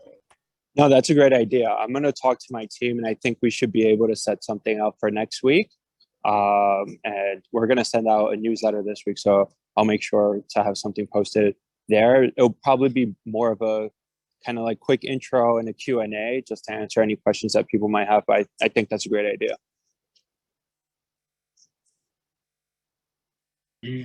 Carlin and May just put their hands up, so you guys gotta put your hands up sooner. Carlin, go ahead. Yeah, hi. I just want to ask if there's anything you can do to maybe talk with the SNY about the illegal dumping that's been going around in the area. Yeah, walk by street corners and there's piles of stuff there. The sanitation needs to witness this. One of the agents have to see this, but this is done at 4 or 5 in the morning before they go on duty. Before the inspectors go on duty. Yeah, we brought it up with the commissioner actually a few weeks ago, and they're setting up cameras in certain locations that have constant illegal dumping. So there is work being done on it. Once they have an outcome, I'll make sure to relay that to the community board. May, last question.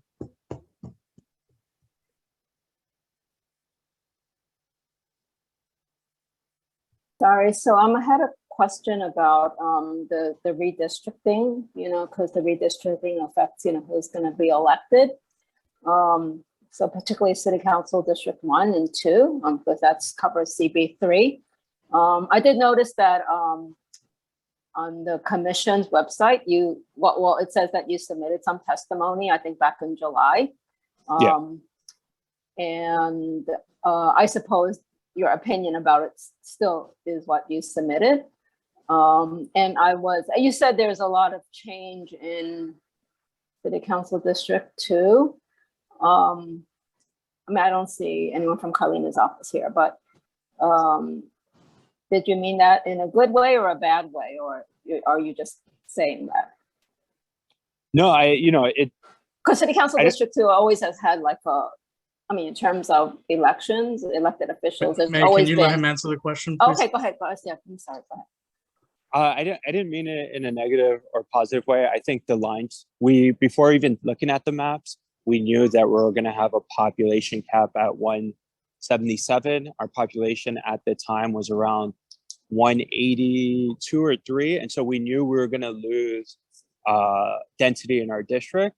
And so we just gave them the best suggestion of saying all right, where is that 5,000 population that we can remove? And we recommended taking out parts of Washington Square Park area, just north of Washington Square Village, just because we felt like that was closer as community-wise, politically, closer to the West Village and the Central Village. And so what they recommended for our district, which is just the first round and a lot of things will change, is just having a district that's mostly south of Houston.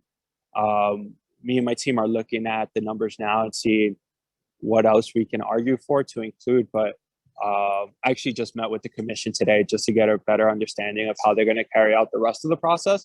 But we will continue to make recommendations best of which communities should be together, right? The whole Lower East Side, I believe, should be more united in one council district to have a stronger voice. And public housing should be united to have a stronger voice. So depending on what drafts they come up with or changes that other council members want to make, I think we will be flexible. And more importantly, what the community wants. If we get a lot of emails from community members say, this building should be in District 1 or be in District 2, we're going to listen to them most at the end of the day. Okay, thank you. Of All right, course. thank you, Councilman Marte. We're going to wrap up our elected official reports. Awesome. Thank you, guys. Thank you. All right. We're going to go to attendance and roll call and approval of the minutes of May 2022. Go ahead, Larissa. Good evening. Give me just a moment to get that form up. Okay. David Adams. Yes. Thank you. Yaron Altman. Yes. Sarah Rose Bachu. Yes. Lee Berman. Yes. Ana Calderon. Present. Carlin Chan. Yes. David Crane. Present. Eric Diaz. Yes, present. Tariq Darrell. Present. Alistair Economacus. Going one more time for Alistair. He's not here. Thank you. Jamie Thalberg. Jamie. Okay, Larry Fenn. Present. Shirley Fennessy. Shirley. Catherine Freed. Present. Ryan Gilliam.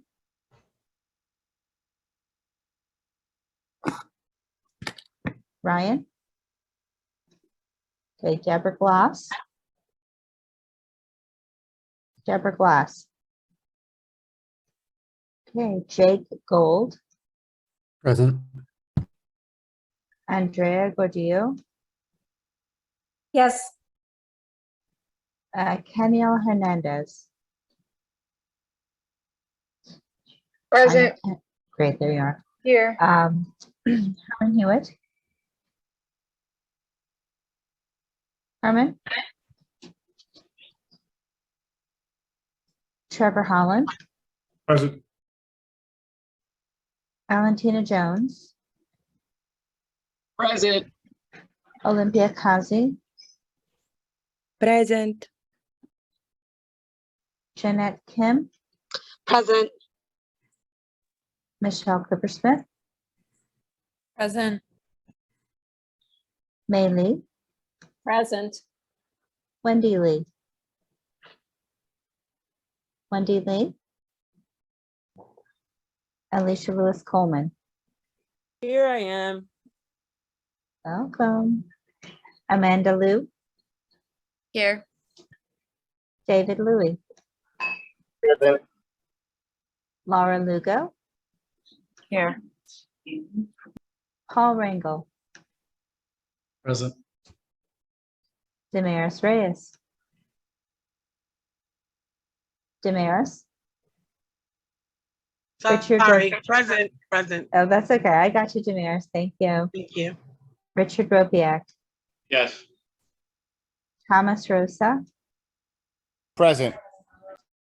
Robin Chattel, Present.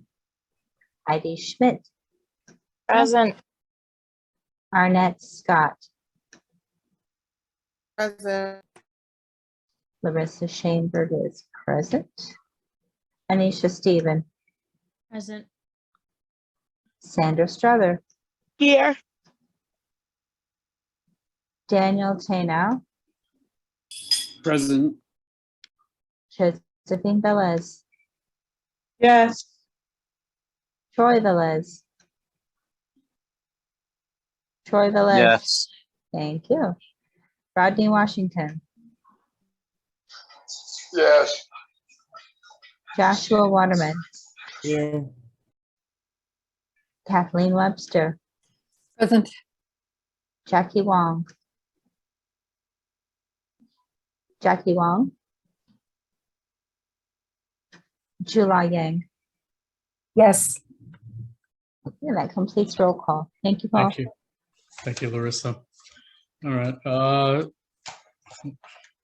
gonna try to motor through the rest of tonight. I apologize. I'm just gonna apologize right off the bat on the length of public session and the elected official reports.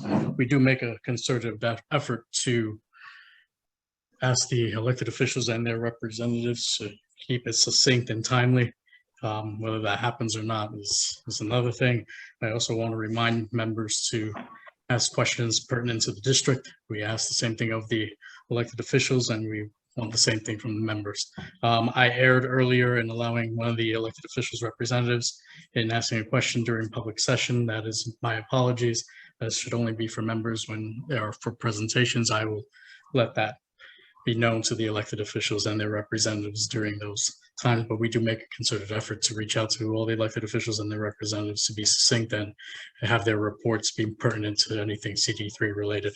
That being said, some quick things off my report. As Eric Cuello mentioned earlier, the executive order has been extended, so there's only one meeting in the month of August, and that will be SLA, and they will be on Zoom, unless we find out more in September about the executive order. It looks like we're going to be probably starting to go to the hybrid option. That being said, with the hybrid option, if you need to be excused or to be on the Zoom portion of a full board meeting, you must send a medical note in. The executive committee and I discussed it on Thursday. It should be limited. We're not asking for full details as to why you were sick or anything like that, but a sufficient medical note explaining why you can't be in a public place for a meeting will be fine. I don't need the full specifics of why you're sick, but a doctor's note is needed.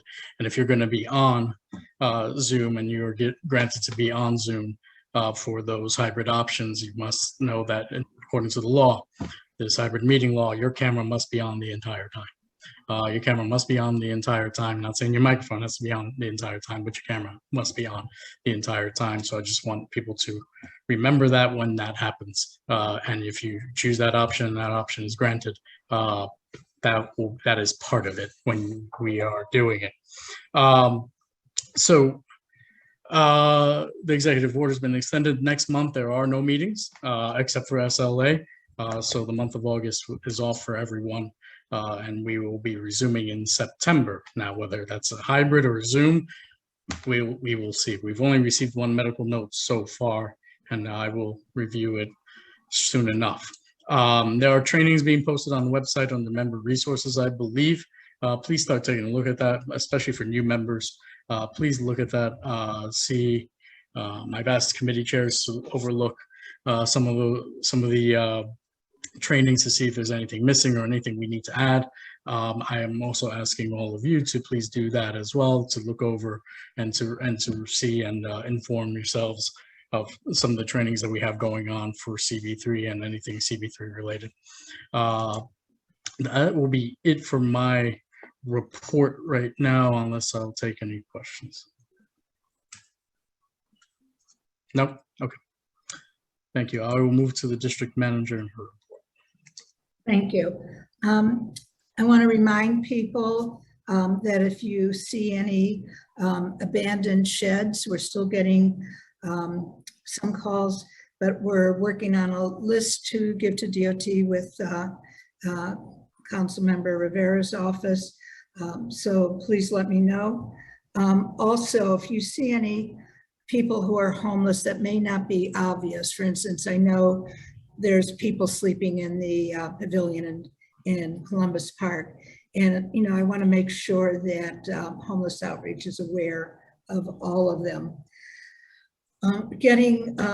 There was some talk about the parks. We are getting more and more complaints about needles and drug use, not necessarily safety. Well, the needles do present a certain kind of safety issue that people are very concerned about, but also the just rampant drug use in public and the needles. There are huge kiosks now in both Roosevelt Park, Sarah Roosevelt, and in Tompkins Square. I think there's more public safety issues in SDR Park associated along with the drug use and needles. I'm not sure why there's a difference in the parks. It's really a police issue. It's a homeless issue and a police issue. And, you know, the parks I know is trying to have more police, parks enforcement police out, but you see that they're not only a shortage, they're finding it necessary to put them in many parks. So I guess they're going to have to keep just rotating them. It's really difficult situation to not have the staff to be able to do what everyone knows needs to be done. I just wanted to mention two things.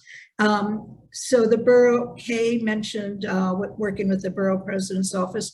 I just want to make sure that we're all in the same room. I know Kay always does this, but I just want to make sure we're all in the same room. We don't want different offices working separately with the police or giving different messages. We should all be in the same room on that. And I'll stop there due to the time, unless anyone has any questions. Questions? Okay, not seeing anything. Thank you, Susan. So we're gonna move along. I'm gonna just start this right now. So back in June, we received a resignation from the executive committee for the vice secretary role. That position was opened up. I want to thank the office. Thanks, Susan, for sending out the initial email about the election for this month and any nominees. There was only one nominee for this role. That is Kenyelle Hernandez. If Kenyelle can, for about a minute, just introduce yourself really quick, and then I'll explain the next steps. Go ahead. Hi, everyone. Thank you. I sit on the Transportation and Public Safety Committee. I joined CB3 in May of last year.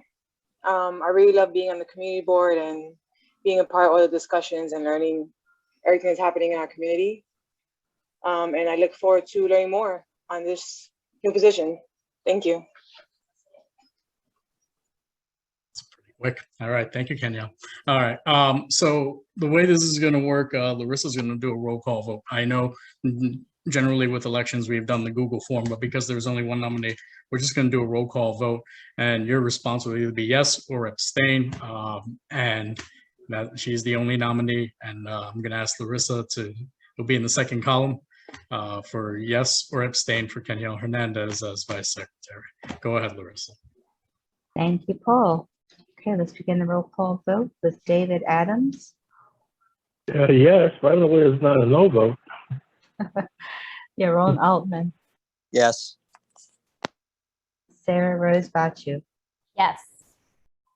Lee Berman. Yes. Ana Calderon. Yes. Carlin Chan. Carlin? Come back to him. Okay. David Crane. Yes.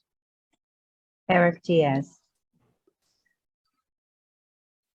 Eric Diaz. Eric? I will come back to him as well. Tariq Darrell.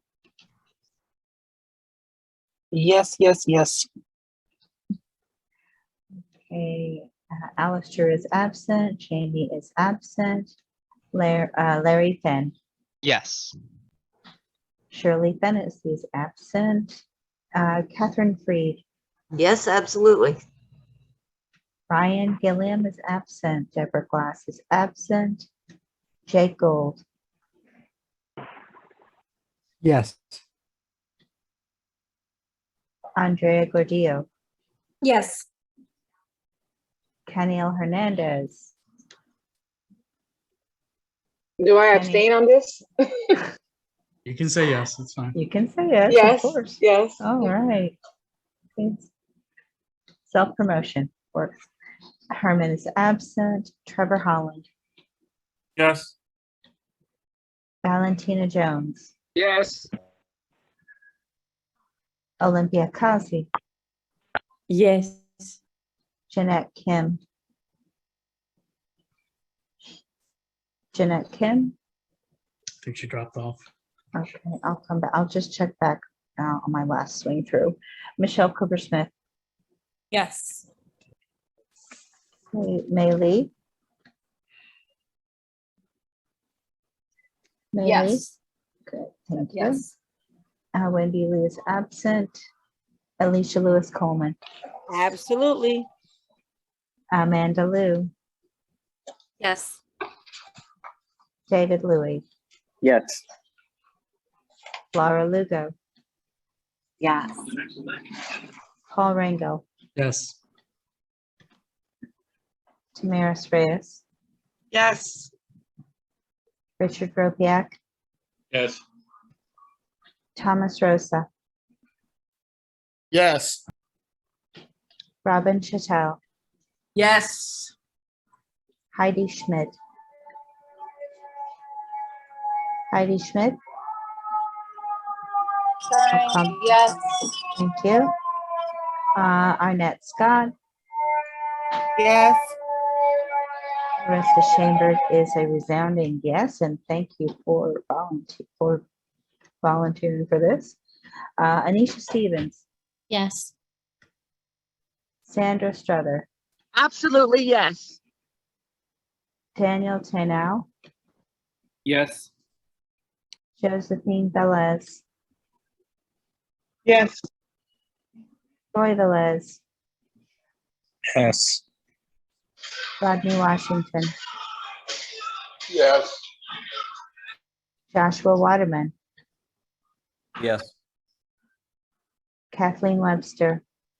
You bet. Yes. And Jackie Wong is absent. Shulai Yang. Yes.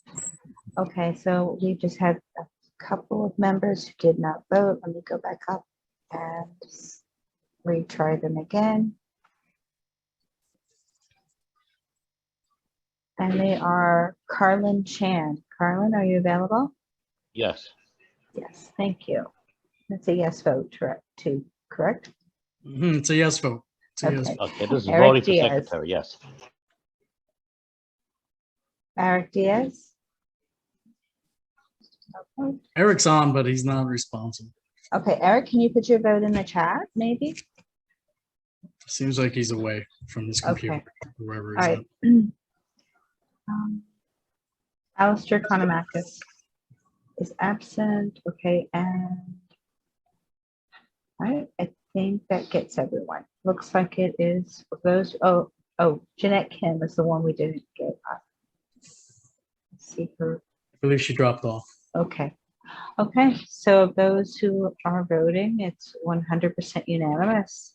It's not unanimous, but she is through. Thank She is you. through. Everyone Congratulations, voted yes Kenya. to voted. Thank you. Thank you.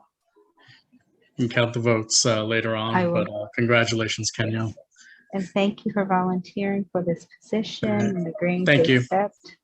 Thank you. All right, so let's move forward. I will waive our executive committee report because I pretty much discussed everything we did at exec.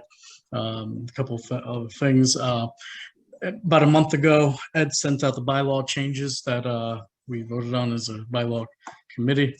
There's a lot of changes in there. It's basically converting what used to be known as subcommittees now over to the secondary level. I do have to make one change. I will pull it up if need be. It's under bullet Roman numeral 7, letter F. It's not changed on the sheet that you have, but I will share my screen. There we go. Give me 1 second. I'm going to share my screen. I will take questions in a quick second. Go ahead, Olympia. I had a question about, I think 7C, let me just confirm, actually 7 Roman letters, secondary committee definition at the point C where it says each secondary committee will only meet when called upon. If this is to substitute subcommittees, I mean, I would suggest, say, have minimum 3 minutes meetings or 4 meetings and establish at the beginning of the year, you know, whatever date this will be reoccurring, because it will be very hard for people, you know, just waiting the first of the month to know, is this secondary committee meeting this month, what day it's going to be. So, like, for many reasons, I recommend that we add that there's going to be a minimum number of meetings, and then on a practical level, choose the dates. What? Like it's going to be a second Wednesday. It's letter C. It's primary committee 7 Roman. Each primary secondary committee shall meet once committee per month, unless the board chairperson. Yeah, Am I sorry. reading it wrong? It's no. It's my eyes that it's actually 8 Roman letters. Secondary committee point C, where it says each secondary committee will only meet when called upon. Yeah. And I am suggesting to say at least 3 times a year, or at least 4 times a year, whatever. I mean, the committee must have thought about that, but so that then we can make it work. You know what I mean? Especially for the subcommittees. Okay, so the debate is each secondary committee right now, the bylaw changes will only meet when called upon, and the recommendation from Olympia is to give a minimum number of meetings for secondary committees. Is that correct? Is that the way I'm interpreting that? Yes. No. All right. I'll take any other before. is it, Michelle, is it related to this I see specific one? Yeah, well, that wasn't an go ahead. amendment or anything, so there's nothing. to So discuss. it's a debate. I'm happy to make it a formal amendment. I meant to make it instead of the current language that states its secondary committee will only meet when called upon and at least 3 times a year. Thank you. So I'm going to respond to that one myself. My thinking behind this is because the current subcommittee structure usually met every other month. And because there's a lack of meetings, this, I think, offers us an opportunity to change it up in terms of when we know something is happening or going to be called upon, and we need about a month notice to put on the agenda, right? We will have it ready for that following month. All right. Is there anybody else want to answer to that as well? I see David has his hand up. Yeah, I'm against amending it in this way. I'm not against having committees meet that often, but this is not the kind of prescription you should stick in the bylaws, in my opinion.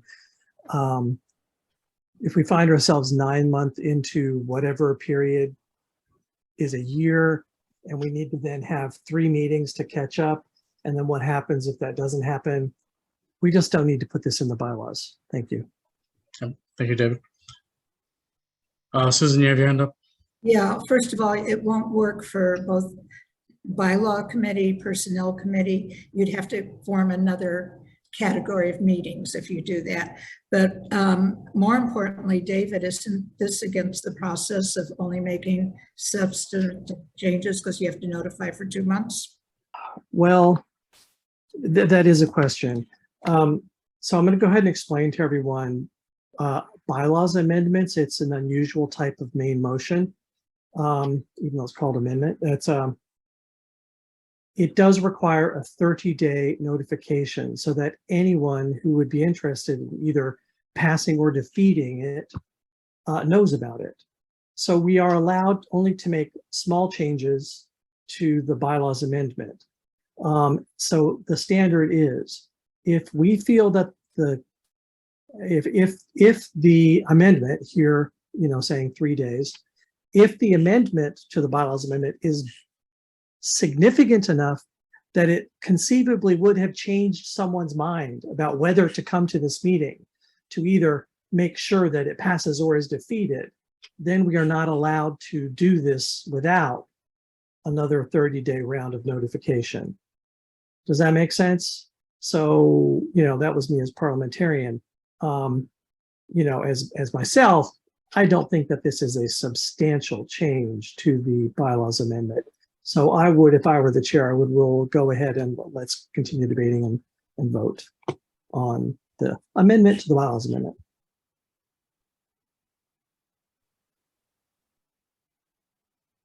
Michelle and then Sandra. Go ahead, Michelle.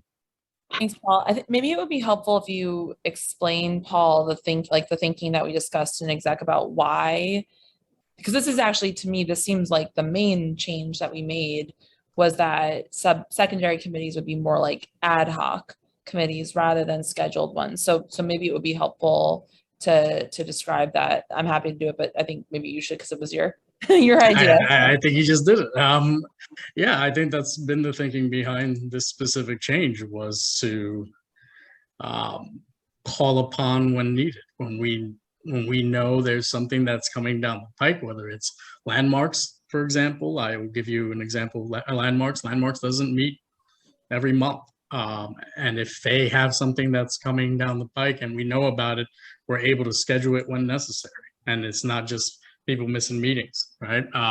Or not having to attend meetings. It's giving an opportunity to basically say, well, we need you, we'll put you on, right?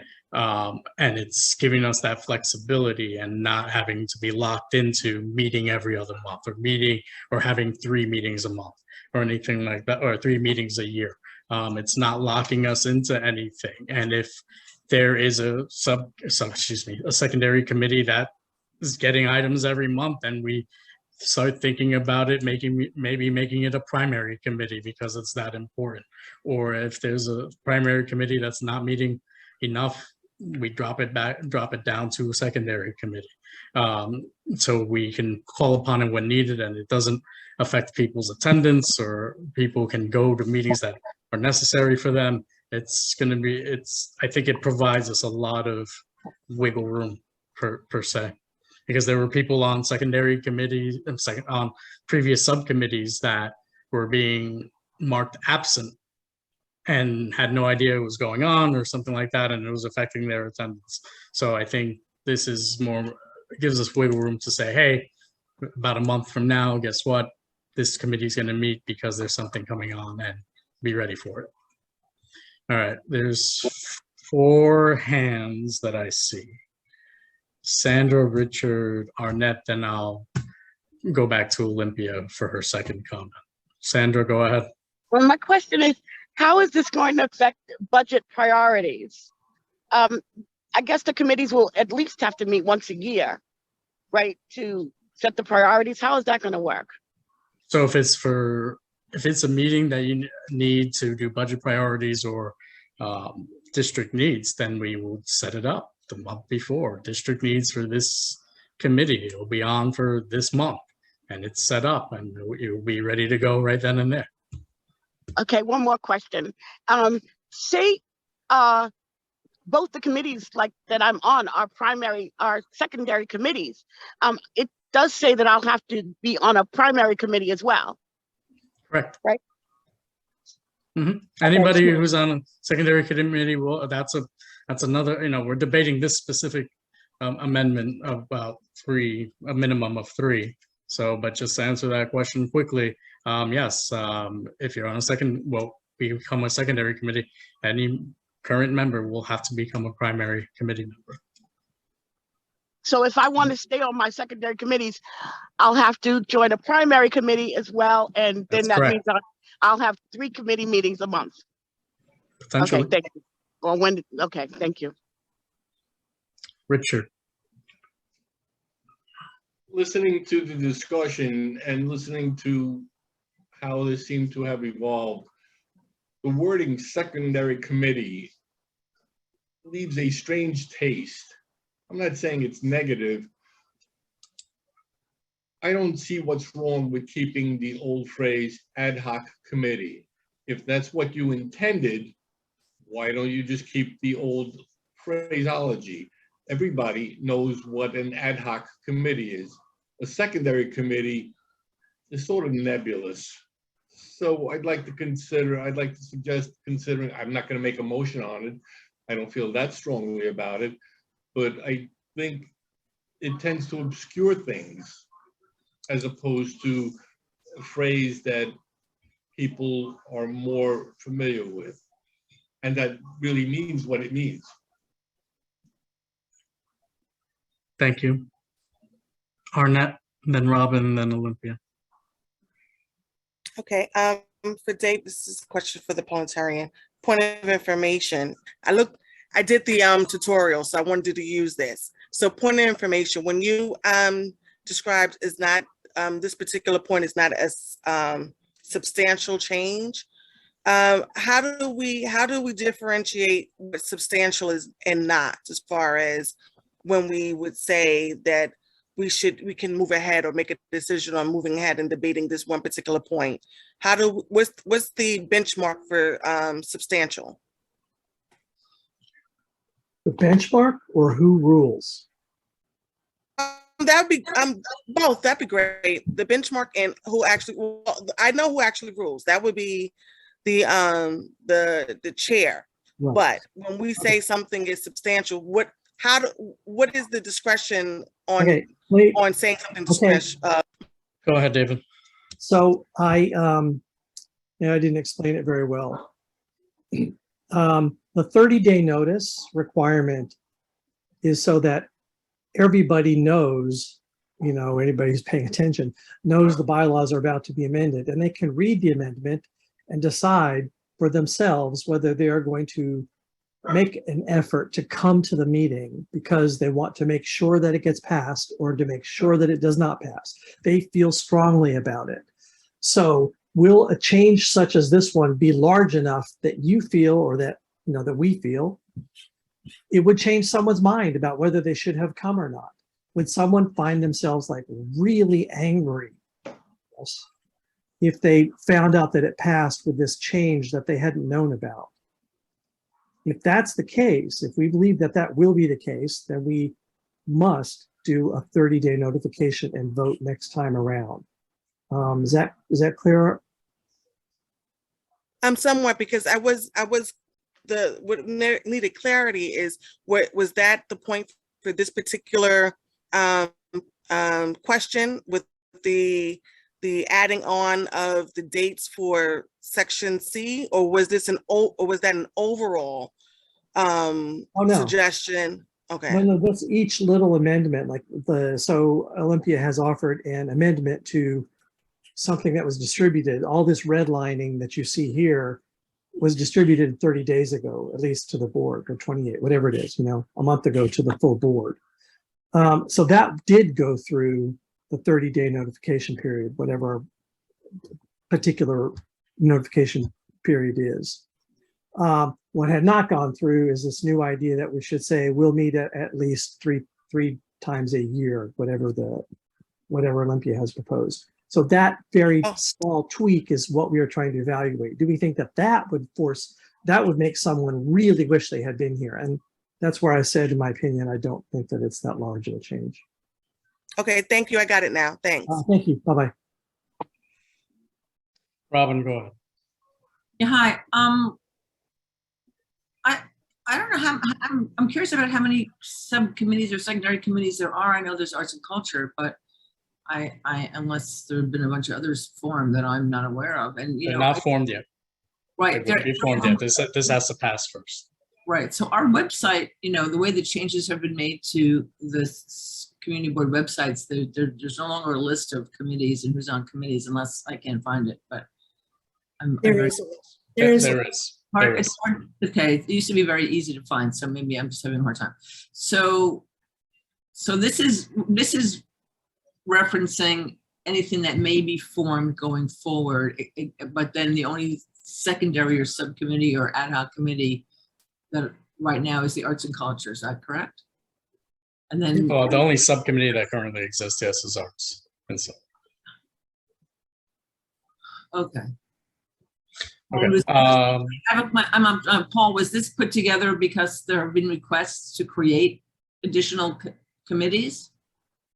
There's been some requests to create additional committees, just restructure some of the committees. It's one of the things I was thinking about when I ran for chair. That's one of the things I wanted to tackle. Okay. Michelle, Anisha, Lee, Susan, in that order. Why don't you let Anisha go first, because I Okay. already spoke, so. I'm just looking at what I see. Anisha? So the question that we're actually debating is whether to add a number to this in terms of number of times to meet per year. The impetus for this change of primary versus secondary, I don't think the language of that is that different, honestly, from main committee that we used to have in a subcommittee.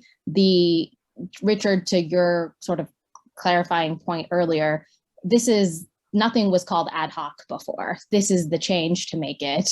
Will only meet when called upon. I believe that the language that's in here now meets that goal. This gives the ultimate flexibility for what we today know as subcommittees, and then also things like bylaws, personnel for committees like landmarks or even economic development that don't meet that regularly, giving them the flexibility so it doesn't show up every single month as, a canceled meeting because we're not meeting. But it gives the chair of the board and also the secondary committee chair, so arts and culture or whatever it might be, certainly to plan. Nothing is prohibiting someone from saying we want to meet quarterly or every other month or whatever.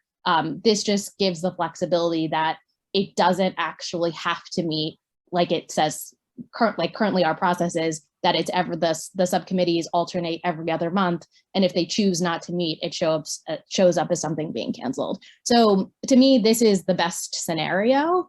And I do not think we should change this language. And just thank you, Nisha. And just to add on to that, the struggle for agenda items for a lot of the subcommittees was also a big part of just my thought process, and just thinking about that in particular, just the struggle to get everyone's agenda items in at a certain time, and just for the meeting to be canceled was playing heavily on my mind. There's a lot of hands up. Okay. Susan, I see you had your hand up, and then I'll go. Just a factual thing. I looked up ad hoc and it means temporary. Okay, thank you. Lee Berman, you have your hand up. Yes, I actually disagree with David Crane. I don't think that Olympia's modification is de minimis. It's actually, I think, quite substantial, and I think flies in the face of the proposal that you put in there, and that was noticed with 30 days notice. So therefore, I would move, and I don't know the parliamentary process, that any further discussion about this should be put off for 30 days for this particular modification that Olympia put forward, because it is rather substantial.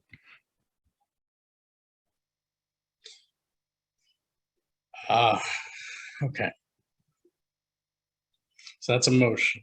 So Lee, it's substantial in that it's not a grammatical change, but do you really think that this would change someone's opinion about whether they would support the overall bylaws amendment or not?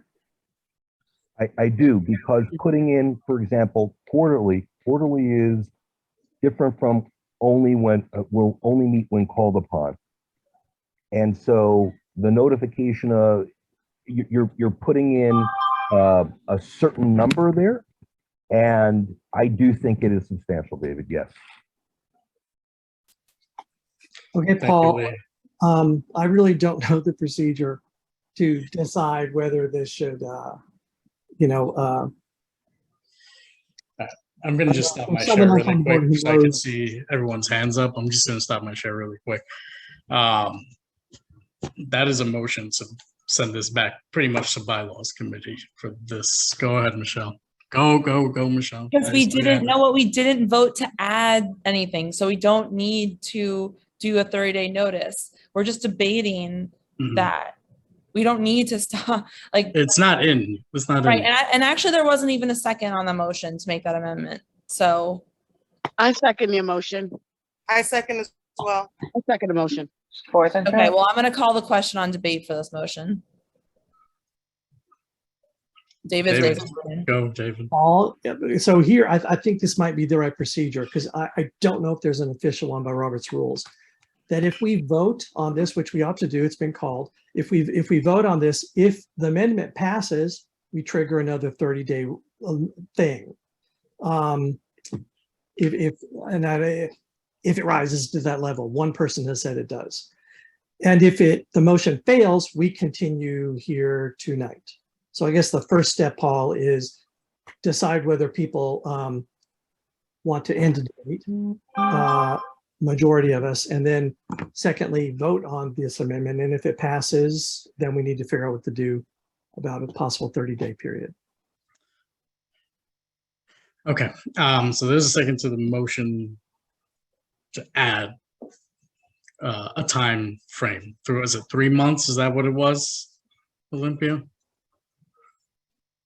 3 times a year. Quarterly would be nice. Well, which one is it? 3 Or months? three, or 4 months? I said 3 times a year when I made the motion. So that is the motion. And I mean, sorry, I keep dropping out. My internet is extremely three unstable. times a year. There's a second. Because I served on a subcommittee and I followed them for many years, I feel that there is a practical reason for us to do that. It will help us do better our work, but it's very late, so I don't want to continue this conversation. I'll leave to you, Paul. Okay. So there was a call to question right after, correct? So that's going to end the debate on this specific amendment. It ends it if there's not a majority who want to continue debating. Does anybody want this? I'm already, All right, I'm gonna ask everybody to just put their hands down, please. Because this is gonna confuse me even more right now. Sorry. I'm just gonna lower everyone's hands. All right. Does anybody want to continue debating this specific amendment? Hearing none. I would There's like to only do it. Yeah. What was that? I didn't know if I was supposed to raise my hand or if I was supposed to speak. I have to acknowledge you. That's one person. Everybody else doesn't want to continue to debate, so we're going to stop debate on this topic, on this amendment. So I got to call for a vote. Wait a minute, So Paul, Paul, what are we voting on? We're voting on an amendment that was a letter number 8, Roman numeral 8, letter C, letter C like Charlie. to change from when called upon to meeting 3 times a year. Yes. And is the 3 times a year, if we vote yes now, then this goes back for 30 days? Is that what I heard? I mean, David, it you wanna still hasn't explain it? had 30 days. David, you want to explain it? we'll have to decide about that separately. Okay, so this right now we're voting for. Okay, we're Whether to voting change for this what to change it to what Olympia said. Okay, and Lee Berman supported that. Okay. So yes, there was a second. There was a second. There was a second. Okay. Okay. All right. Trevor, go. Trevor, you quick. You know, Val asked my question, so. Okay. So I'm gonna do this one myself. I'm gonna do a roll call vote. Don't even worry about this one, Larissa. I'm gonna do this one myself. If you want, if you're in favor of changing this specific amendment from one called upon to 3 times a year, or say yes. If not, just no. All right. Okay. So David Adams. No. Ron Altman. No. Sarah Bachu. No. Lee Berman. No. Ana Calderon. Ana Calderon. Carlin Chan. No. David Crane. No. Eric Diaz. No. Tariq Durrell. No. Alistair Economakis is absent. Jamie Felber is absent. Larry Fenn. No. Shirley Fennessy is absent. Catherine Freed. No. Ryan Gilliam is absent. Deborah Glass is absent. Jake Gold. No. Andrea Gordillo. No. Danielle Hernandez. No. Herman Hewitt is absent. Trevor Holland. No. Valentina Jones. No. Olympia Kazi. Yes. Jeanette Kim is absent. Michelle Coopersmith. No. May Lee. No. Wendy Lee, absent. Alicia Lewis Coleman. Alicia Hey, Lewis Coleman. no. Thank you. Amanda Lou. No. David Louie. No. Laura Lugo. No. Paul Rangel, no. Damaris Reyes. Oh, I stepped away to the bathroom. I'm not exactly sure what exactly we're voting on right now. The amendment to change. Right, when I know called what you, upon to that, 3 that's it, times but a year. to change it so that we'd have a minimum of 3 meetings 3 times a year, Yes. even if we don't need For to? secondary committees, it's putting in an automatic 3 No. times a year. Thank you. No. Richard Ropiak. No. Thomas Rosa. No. Robin Schutel. No. Heidi Schmidt. No. Arnett Scott. Yes. Larissa Shaneberg. No. Anisha Stephen. No. Sandra Strother. I have to say no. I was a Thank you. second. Daniel those Tainow, committees, no. yeah. Daniel Tainow. No. Josephine Velez. No. Troy Velez. No. Rodney Washington. No. Josh Waterman. No. Kay Webster. No. Jackie Wong is absent. July Yang. No. All right, doesn't go through. All right. Any other questions? Sandra, then May. First of all, I guess I was confused because I was talking about, when I was seconding what Lee had said about extending this discussion or putting it off for 30 days. That's what I was seconding. I was not seconding the other thing. The next question I have is, for the chairs of these secondary committees, will they be allowed at executive committee or will, If you've read through the bylaws, the executive committee, if you read through it, was why we sent it out 30 days ago. But I didn't The members of the executive committee will be the chair, first vice chair, second vice chair, secretary, second vice secretary, and all the primary committee chairs. Okay, excuse me. I have not been getting that. I checked through my emails today and I was getting it from Ed Chan, but this is a discussion I could have later on. Thank you. You should have received it at the end of June. I didn't. I got the notice for today, the hour meeting, the 24-hour notice, but I have not gotten any of the paperwork attached to it. Thank you. Okay. May Lee. What paperwork? May Lee. She meant the vote sheet. Vote sheet was in the email also. Oh, okay. I just wanted to clarify. Later, please. Thank you. Oh, I just wanted a short clarification because I noticed that I think at least a couple of people mentioned personnel committee, you know, in the realm of the secondary committee. It's the personnel task force and it has a limited purpose. So it already meets only when it has a job to do, which is to hire people. So it's not included in this whole discussion. Thank you. Agree. Susan and David, go ahead. Yeah, we specifically said that it did belong in this category because a task force is a limited nature. A task force is created to do something and then it ends, which is not what the personnel does. It meets when it needs to.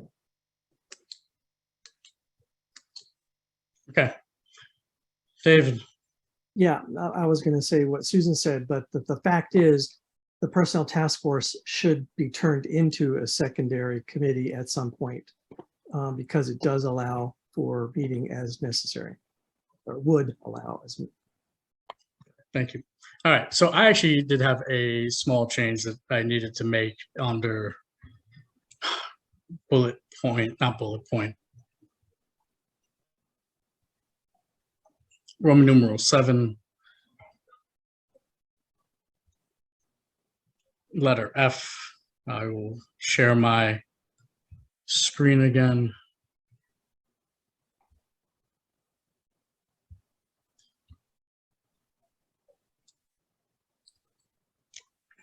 Is right here, letter F. It's not changed on your end. If you've received it, it is not changed on your end. I'm asking to change it now. It's a small substantive, small change. A primary committee shall be dissolved or reconstituted as a secondary committee upon recommendation of the board chairperson and a majority vote of the full board. I did not, the changes or reconstituted as a secondary committee, I neglected to put that in as part of the process. In case we wanted to move something down into a secondary level, such as landmarks potentially. This is allowing us to reconstitute it as a secondary committee. I believe it is a very small and minor change. Is there any questions about that? This is allowing us the option to move something down if it doesn't meet a lot, it gives us that opportunity. Or reconstituted as a secondary committee upon recommendation of the board chairperson and the majority vote of the full board. Catherine, you have your hand up. Go ahead. Yeah, I was actually just going to call the question. Okay. Does anybody want to continue debate on this? Well, I'm gonna, yes.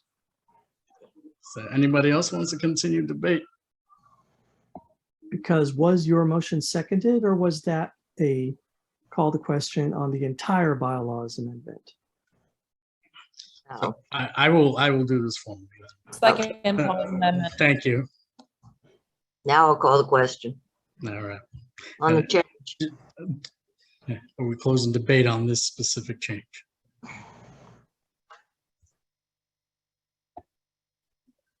I don't hear anything else. All right. We are accepting that into the new bylaws. Everything else stayed the same. I'm going to stop my share. I will take any other final questions on this.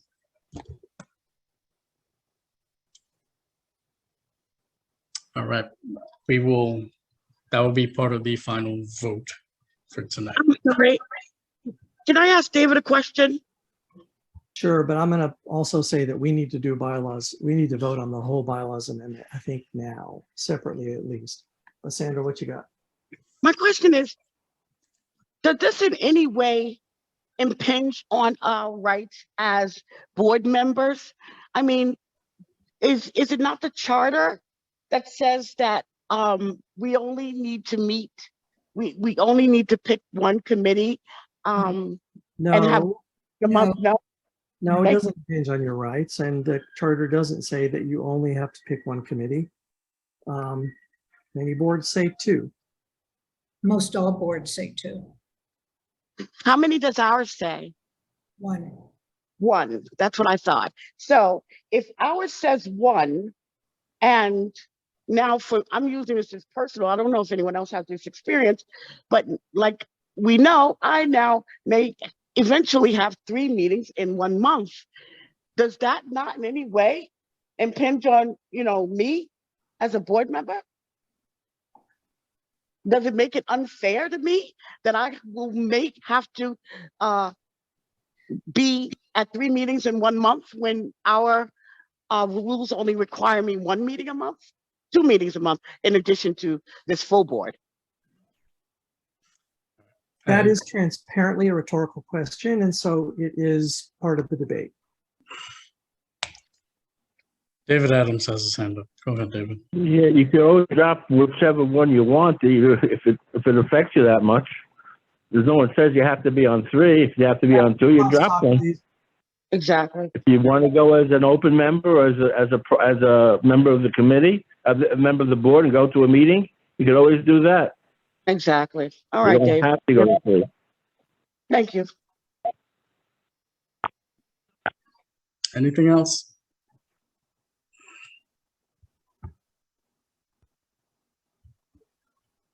Okay. So I am going to move on from this topic. We do have to vote on the entire bylaws together right now, right? Okay. Larissa, you can do this one. Okay, so this will be a vote to accept the changes to bylaws, and that will include your suggested language change. Mm-hmm.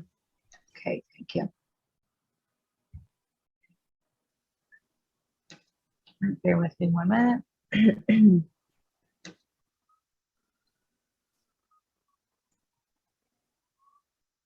Okay. Okay, give me 1 second, because I did have to add a column. I'm kind of trying to resize everything.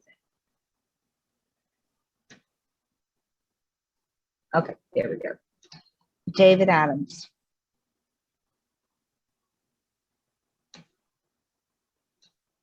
David Adams. Muted. Oh. Yes. Thank you. Yes. Yaron Altman. Yes. Sarah Rose Baccio. Yes. Lee Berman, Yes. Ana Calderon, Yes. Carlin Chan, Yes. David Crane, Yes. Eric Diaz, Yes. Tariq Darrell, Yes.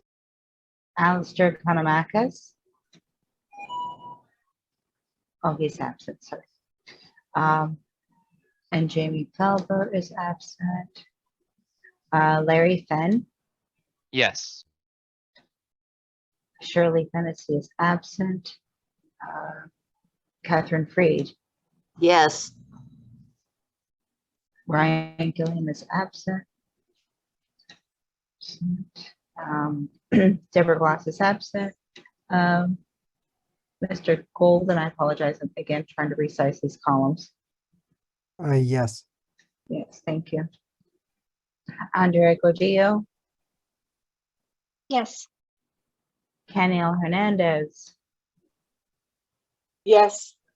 Herman Hewitt, Herman Hewitt. He's Oh, absent. sorry, he's absent, so pardon me. Trevor Holland, Yes. Valentina Jones, Yes. Olympia Kasi, Yes. Jeanette Kim. Jeanette Kim, Dropped off the call. okay. Absent. Vote. Michelle Cooper Smith. Yes. Okay. And go down to Mei Lee, Yes. Wendy Lee. Absent. Alicia Lewis Coleman, Yes. Amanda Liu, Yes. David Louis, Yes. Laura Lugo, Yes. Paul Rangel, Yes. Tamaris Reyes, Yes. Richard Ropiak, Yes. Thomas Rosa, Yes. Robin Chattel, Yes. Heidi Schmidt, Yes. Arnett Scott, I abstain. thank you. Larissa Sheinberg, yes. Anisha Stevens, Stephen, sorry. Sandra Struther, I abstain as well. Daniel Tanow, Yes. Josephine Velez, Yes. Troy Velez, Yes. Rodney Washington, Yes. Joshua Waterman, Yes. Kathleen Webster, Yes. Jackie Wong is absent. July Yang. Yes. Okay, thank you. I'll count those up and get that number to you. Thank you, Larissa. Once we get a count, I'll know. Transportation, David Crane. Are there any questions about the motions that we set up?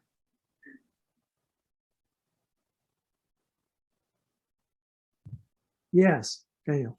One hand up, Daniel. Yes, it was just in the Doyer Street, the third whereas and the fourth bullet point. The street names were confusing. It says convert no parking 7 a.m. to 7 p.m. on Bowery between Mott and East Bowery. Is that supposed to be East Broadway to 2-hour metered parking, or yeah, that's the other one. Oh, boy. I don't have the presentation, but it would be around the corner from Doyer Street. So Okay. I don't know exactly which street it was, but it would have been, you know, right on Chatham Square. Chatham Square, okay. Okay, I just. Anybody who was on the transportation committee can, from that resolution, converted no parking 7 a.m. 7 p.m. at Fort Boulin Bowery between Mott and East Bowery to 2-hour immediate parking. Does that really mean East Broadway? You know, Anybody? they all come together right there in Chatham Square. I don't know if someone remembers, go ahead and unmute, but it was a tiny, tiny detail on one slide. Hello, I'm not on your committee, but it's on the Bowery, which technically is, it's technically called the Bowery, but it's on the west side of Chatham Square. It's between Thoyer and Mott Street. You want to convert that to 2 hours. Okay. That makes sense. So we're not making any changes. Yeah. Okay, thank you. That David. makes sense. Thank you. Any other questions for David? Nope. Okay, thank you, David. Economic development didn't meet, correct? Parks, Trevor. No resolutions. Any questions? Hearing none, thank you, Trevor. Human Services, May. We had a meeting in July and we have no resolutions for you to vote on today. Thank you. Any questions? None? SLA, Michelle. Thanks, Paul. We ended up hearing a total of 7 applications in the meeting. We approved 6. They all signed their stipulations and we denied 1 at 87 Ludlow. I also just wanted to report that the guidance, if you all remember, we passed in September last year about how we would, generally not approve licenses for unlicensed spaces in highly saturated areas like Upper Avenue A, Lower East Side. Has been really working. We've gotten applicants decide not to apply for unlicensed spaces in those neighborhoods as a result of these actions. So just wanted to report that, having these types of guidelines and, sort of guidance for people really has helped. Any questions? Any questions Thank for Michelle for any resolutions? No. Hearing none. Thank you, Michelle. Landmarks meet land use. We met but didn't have any resolutions. Okay. Thank you. All right. Any old business? New business? Final attendance, please. Larissa. Okay, thank you. Get the form back up again. Okay, final vote. I'm gonna, and I apologize if I miss anybody's names. Again, I'm trying to resize this. It's kind of an older form, so it's kind of off. It's difficult to format while this is going on. Okay, final vote. David Adams.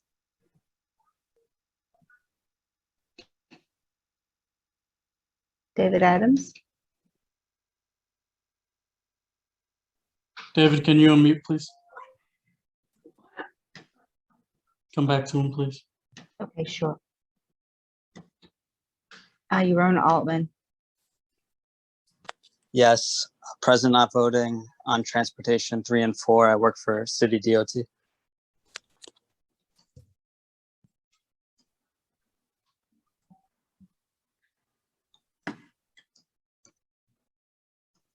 Thank you. Sarah Rose Bachu. Yes. And I apologize. Lee Berman. Yes. Anna Calderon. Log off. Okay. Carlin Chan. Yes. David Crane. Yes. Eric Diaz. Yes. Give me 1 second, guys.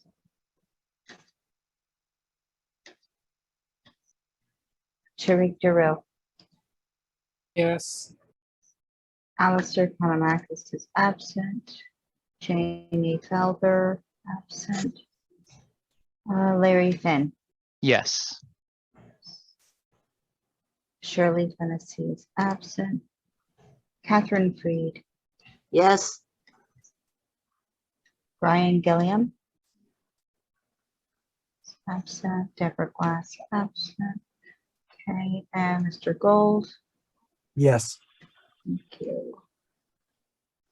Andrea Gordillo, Yes. Kenny L. Hernandez, Yes. Herman Hewitt, absent. Trevor Holland, Yes. Valentina Jones. Yes. Is this the last vote? This is final vote. Thank Okay, you. thank you. Sure. Olympia Kasi.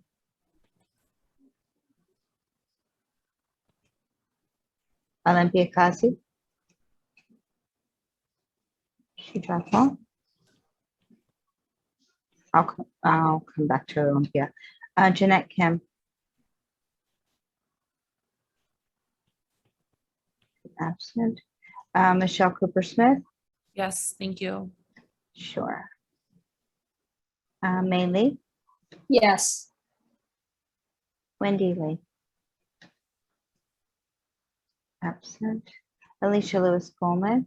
Yes. Amanda Liu. Yes. David Louie. Yes. Laura Lugo. Yes. Paul Rango. Yes. Damaris Reyes. Yes. Richard Ropiak. Yes. Thomas Rosa. Yes. Robin Chattel. Yes. Heidi Schmidt. Yes. Arnett Scott. Yes. Larissa Shainberg is yes. Anisha Stephen. Yes. Sandra Struther. Yes, and good night. And good night. Danielle Tainow. Yes. Josephine Velez. Yes. Troy Velez. Yes. Rodney Washington. Yes. Joshua Waterman. Yes. Kathleen Webster. Yes. Jackie Wong. Absent. And July Gangs. Yes. Okay, Paul David thank you. Adams, he has his hand up, please. Okay, great. David Adams. Yes. I can't leave you guys for a second. Okay, we're keeping you on the ball. If you go first. Okay, and we did have one other. Nope. That was it. Okay. Okay. Thank you, everyone. We are adjourned. Have a good night. See you in September. Good night. Have a good Rest summer. of the summer, everybody. Have a good evening. Okay.